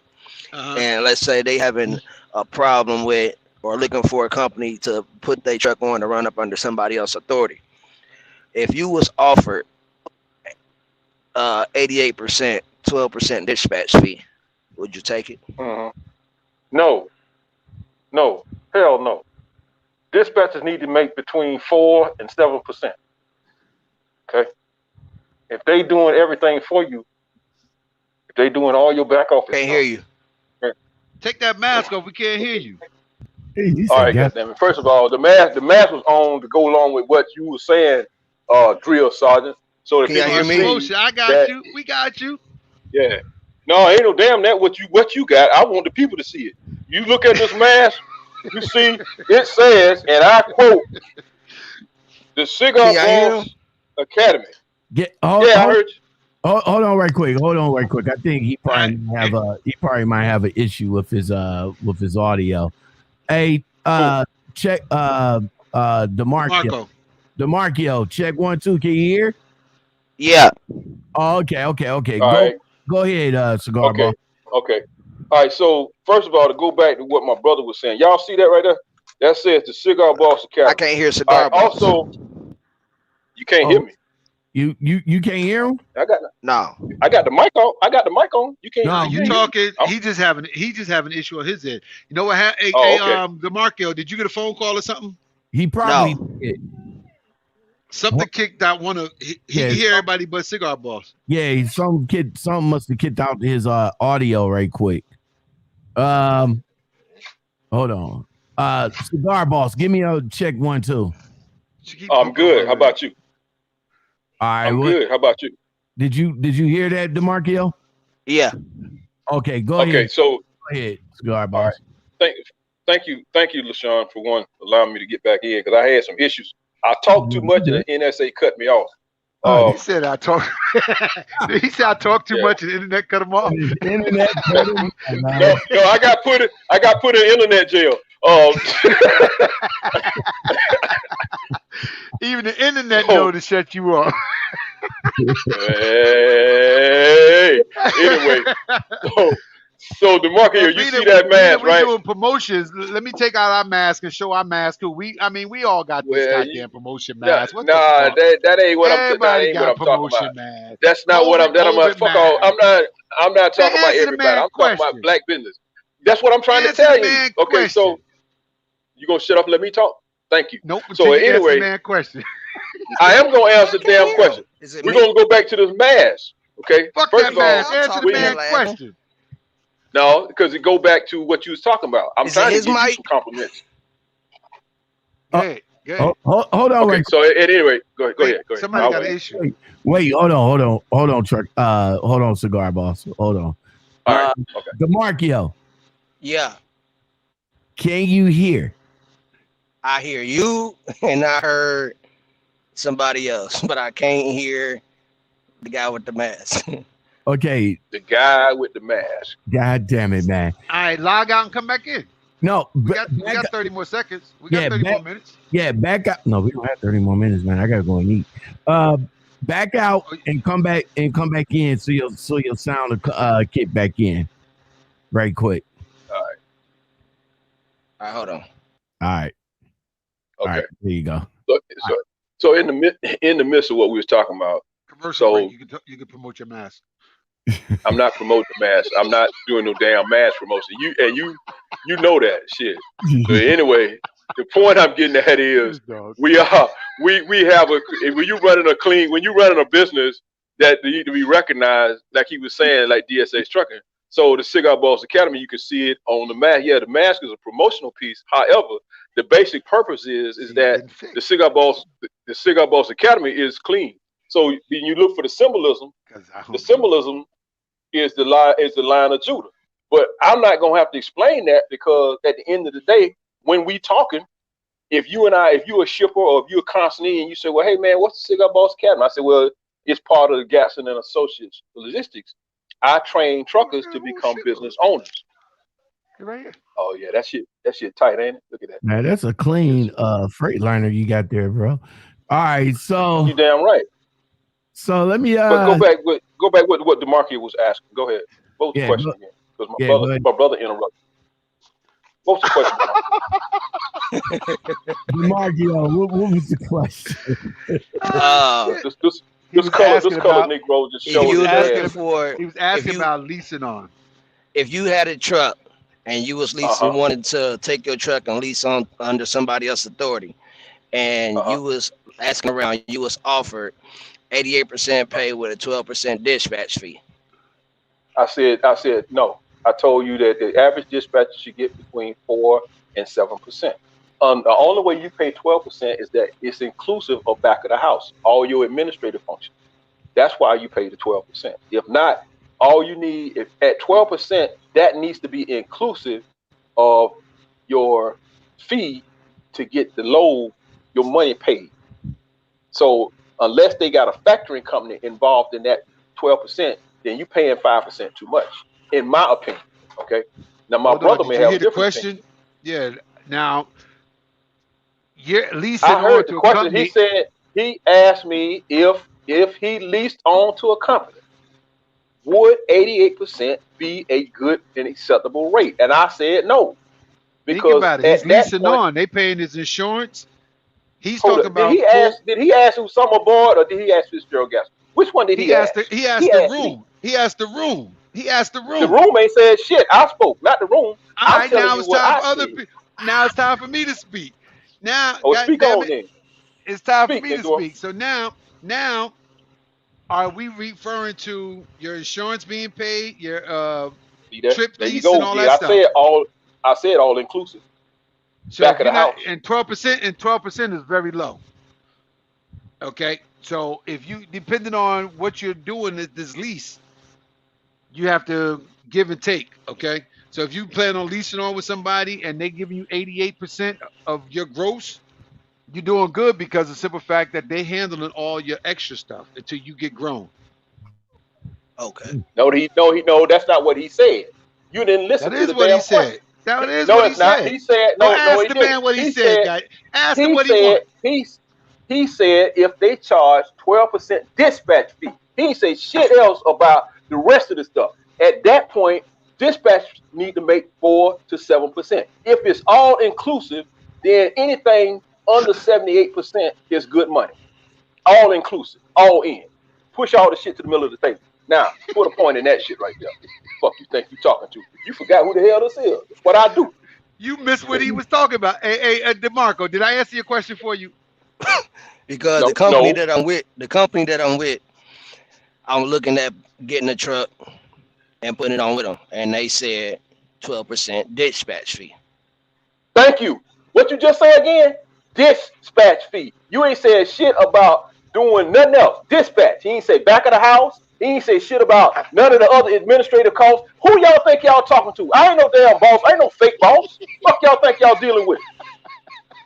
Shit. At 12%, Thank you. I'm thinking he talking about everything. You figure wrong. That's why your ass got Alzheimer's. You didn't listen, and you supposed to be a damn drill sergeant. You didn't listen, and listening is intuitive to business. He said specifically dispatch fee. He didn't say all in. If you got so DeMarkio, listen. If you making, you ain't heard shit. You heard dispatch fee. That's all he said. He didn't say a goddamn thing about factoring. He didn't say nothing about the trailer rental. He didn't say shit about administrator. So DeMarkio, listen to it. Let me tell you. If you get with a company and the company has an opportunity for you to participate, and you get 78 to 80% of the line haul gross, and it includes everything: trailer rental, all your administrative costs, the money that you put up for maintenance, the money that you put up for your down payment, whatever. If you're doing 78 to 80% and you getting that, then yes, it's a good deal. But for you to strictly pay 12% for a funky ass dispatch fee, Negro, let me holler at you, because I got some other shit we can do. I can pimp you for that. You getting pimped at 12% for a funky ass dispatch fee. All that the hell they doing is looking at the fucking board and talking to the shipper and the broker and say, hey, DeMarkio, go here, pick up there, drop off there. Shit, forget. I mean, look here, man. Do business, not do business, not business. Doing business is the dispatcher getting they little funky ass 4 to 7%. The other shit you still gotta pay. Okay. So whether my brother listen or not, I'm telling my twin he didn't hear it, he didn't absorb it because he was listening for what the fuck he wanted to hear, not for what the fuck you said. Now, at the end of the day, don't put it up on no alcohol, Negro. You a Muslim. You ain't been drinking shit. I've been drinking, but I'm a businessman first. Wow. Okay. So y'all start talking about I'm under miracle marijuana. Shit, I'm under miracle marijuana. I'm the podcast. Ain't nobody. We about to. It's the only podcast I've been on. They ain't never offered me a drink. Okay. I'm sorry. LaShawn is a company. LaShawn. First of all, LaShawn is a company driver. He don't pretend to be an owner. He don't have the capacity, and he spend his money doing shit he like to do, like gambling. He ain't fucking with you with that cheap ass shit you want to drink no way. Anyway, go ahead, Lockout man. Hey, yo. I don't think what I drink is cheap. God damn it! Hold up, I don't drink cheap shit. And I don't because it's like Sean got to get off because he got something to do on that back end over there because they called in twice already. They said an hour been went by. The man said he had to go to sleep. He said nobody chased no pussy. He said nobody. No. You missed it. You missed it. See, while you was getting permission, he had to get permission. Oh, really? Definitely, man. Uh-huh. Look, I'm about to look. Hush the both. Go ahead, man. Hush up the both of y'all. So check it out, man. Hey, yo, this has been this has been a beautiful episode, man. If you guys want to know more about Drill Sergeant or Cigar Boss, definitely check them out on Instagram. You can catch up with the Cigar Boss at the Cigar Boss 1965 on Instagram, and you can catch up with my guy as always, DSX Trucking on Instagram. And then, as always, you can catch DeMarkio on Facebook and or Instagram. Gentlemen, I appreciate all of you guys coming up in here. Between the both of y'all, we got 60 years of trucking up in here. You know what I'm saying? If you guys want to know from the best of the best, I suggest you guys go and check these two gentlemen out. They definitely know what they're talking about, and they know they shit.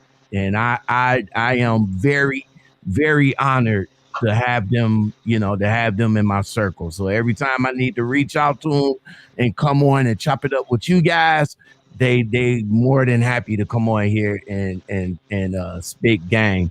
You can also check out my other guy. Hold on right quick. Let me see if I can Hey, find. that was Cigar Boss. What? Hold on right quick. The CigarBossAcademy.com. Yeah, It's at the top of the Google page.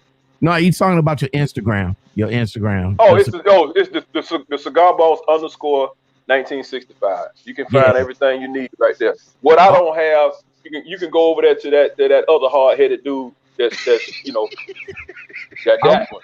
I love him, but you can't tell him a damn thing because he know his shit and he don't mind letting you know he know it.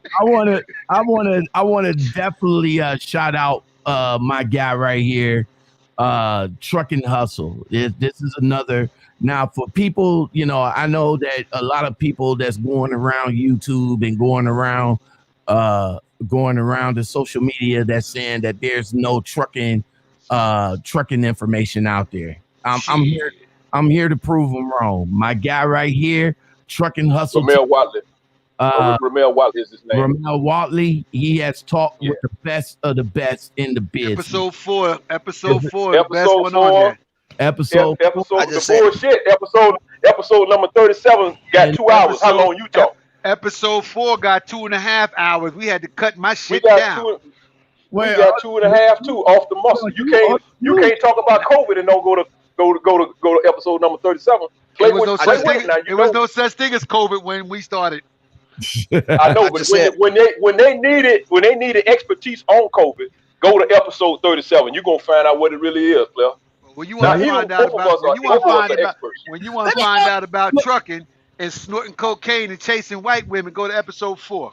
Look, if you want to learn how to do business in trucking, and if you want to learn how to get medical coverage when you in trucking, you go to episode number 37. And if you listen to the episode, there's a 20% discount that's part of the podcast on Trucking Hustle. Now that's real talk.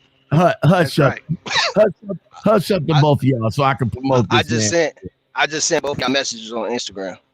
All right. Yeah, so, appreciate it, DeMarkio. Again, shout out to my man, what's his name? Ramel.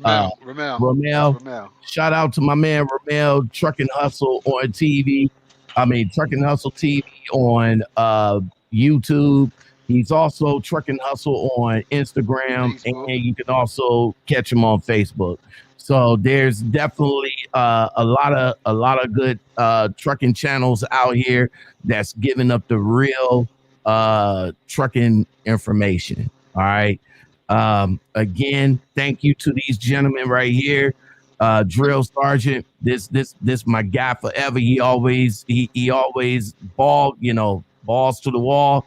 And my man, Cigar Boss, that's my raggedy ass brother from South Carolina. Right. It ain't much. I don't have much to say, man. You guys are the best. Cheyenne, if I'm Shanoa, thank you. Shanoa Jackson, thank you for being a channel member. I really do appreciate that. But we about to give Nicole a shout out too. I saw Nicole on here. Derek is the flatbed king. Y'all want to know about flatbedding? Y'all got to reach out. See, this is what I wanted to say before we get off the air real quick. I'm acting like Cigar Boss. I'm going to just cut you off and just run my mouth. What are we going to do?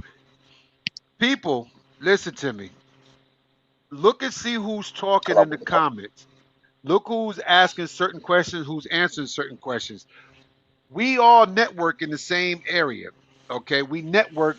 The topic tonight was why knock the black business owner, but we give McDonald's 1,000 chances, okay? The bottom line is if you network with black people network can grow. You can't network with black people, okay? The N-word people, them other people. But when you're talking black business owned, and somebody that's really in your corner, someone that's going to know what you're doing because they did it, now you're building a network. Build your network. Listen to who's on the show. Write it down. Check them out. Because you may get into this industry and need that help somewhere. You might need to learn how to chain and bind. You might need to know how to drop down extra cargo doors in the reefer unit. You might need to know how to slide your tandem. These are things that some people forget. If you watch Lockout Boss, your ass gonna be stuck in the ditch somewhere, okay? Because he can't even get off a piece of paper because he's slippery. But there's things out here that we all talk about, little things, even though we laugh and joke a lot, but a lot of it's for real. Yeah, Grow your it network. happens. Yeah, right. Grow your network with black businesses, white businesses, Chinese businesses. I don't give a damn what color they are or what their nationality is. All right? Grow your business to be successful. And this is the last thing I'm going to say for the night because we all got to go because y'all got bosses that y'all got to answer to. But the bottom line is success is waiting on you. Go get it. That's what's up. All right, And can I give a closing statement? go ahead. That was the closing statement. I know, No, right? you said no. I asked permission, and LaShawn said yes. And last time I checked, it said the Lockout Man podcast. You don't see some aboard DSX truck. Okay. So fuck that shit you talking. I can't wait to get on your show. I know we're gonna have a ball. You're gonna be episode number 3, just to let you know. Damn. Yeah, and then LaShawn, you're gonna be episode 4 or 5. It depends on whether this other Negro get on his game or not. But yeah, I appreciate it. Oh yeah, man. I told you 100, bro. Always know this. My brother Usama said something about networking. So I'm gonna tell y'all a simple philosophy that I use when I look out for my people. When I bring my people along, I have a simple statement. When I have a meal, you got a plate.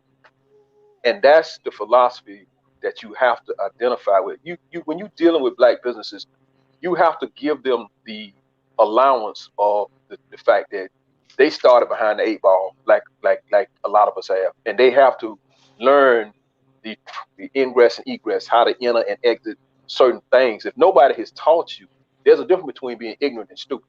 Ignorance, you don't know no better. Stupid is you know what you don't do no better. So when you're ignorant, you have to learn the processes that it takes, how to network, which hands to shake, which rooms to go in, who to talk to, how to set up a business bank account. Why is that important? What's the value proposition between the LLC and the corporation? Why is that necessary as opposed to being a sole proprietor? Who do I need to talk to? Shippers, receivers? Do I run dedicated? Do I establish a lane? Those are certain intricacies. My brother was right that there are YouTube channels where you can learn aspects of trucking that we've all explained. And yes, Trucking Hustle has over 80 episodes where Ramel has invested himself heavily, just like you have, LaShawn. And so there are entities out here that are available to you guys to be able to help up your knowledge base in essence to become a better trucker. The closing thoughts I want to tell you is this: be prepared in any business, whether it's the trucking business, carpentry, whatever. Be prepared to work long hours. Be prepared to do the research first. If you're not a reader, you're not an entrepreneur, period. So if you don't like to read, then you're not going to make no money in business, because you have to read to learn. And I'm not talking about no fucking Kindle books. And I ain't talking about no audio books. Take your ass to my page, get you some books. Read the books, because the advantage of reading the book is this: you can take notes, you can underline, you can highlight, you can go back and you can refer it. The Kindle shit, if you lose the phone, or if you don't pay your phone bill, or the shit power go out, the Kindle thing, the battery go dead, you lost the information. Don't tell me that shit about being on no goddamn cloud either. I don't want to hear that. But you need to be able to have a source of reference. And then you need to be able to deal with people who can give you that knowledge by virtue of having lived the experience of having done it themselves. That's the best teacher. Interactive learning is the best teacher in any business, whether it's business or sports or whatever. What you do and how you do it determines how well you're going to be successful. Now, whether you build something that works or fails, there's no loss in failure. Other thing, there's only lessons. So if it doesn't work, you learn that it doesn't work this way. You try it a different way. So don't be afraid to try. So at the end of the conversation is this: whatever y'all decide to do, make the decision, take the action, do the preparation, then do the execution. Execution brings results. That's all I got to say. All right, and on that note, we're gonna go ahead and end the show tonight. guys, take it easy. Thank you for joining me. If you like content like this and more, y'all know exactly what to do. Y'all know exactly what to do. Hit the subscribe button or the like button. Just show some support for me to continue to bring you guys good conversations like we just had tonight, man. Thank you very much for being here. I appreciate it. You guys take it easy. Have a good night, and we are out of here. This your year, get it in. Yeah. Party over here, get it in. Yeah. She like a liquor clear, get it in. Yeah. She get it from a deal, get it in. Yeah. Make it disappear, get it in. Yeah. Park it in the rear, get it in. Yeah. Now make it reappear, get it in. Yeah. Freaky with no fear, get it in. Yeah. Pop it in the clutch, girl, get it in gear. Jump on the double dutch, girl, get it in gear. Drop it double clutch, girl, get it in gear. Pump it up, butt lift, now downshift.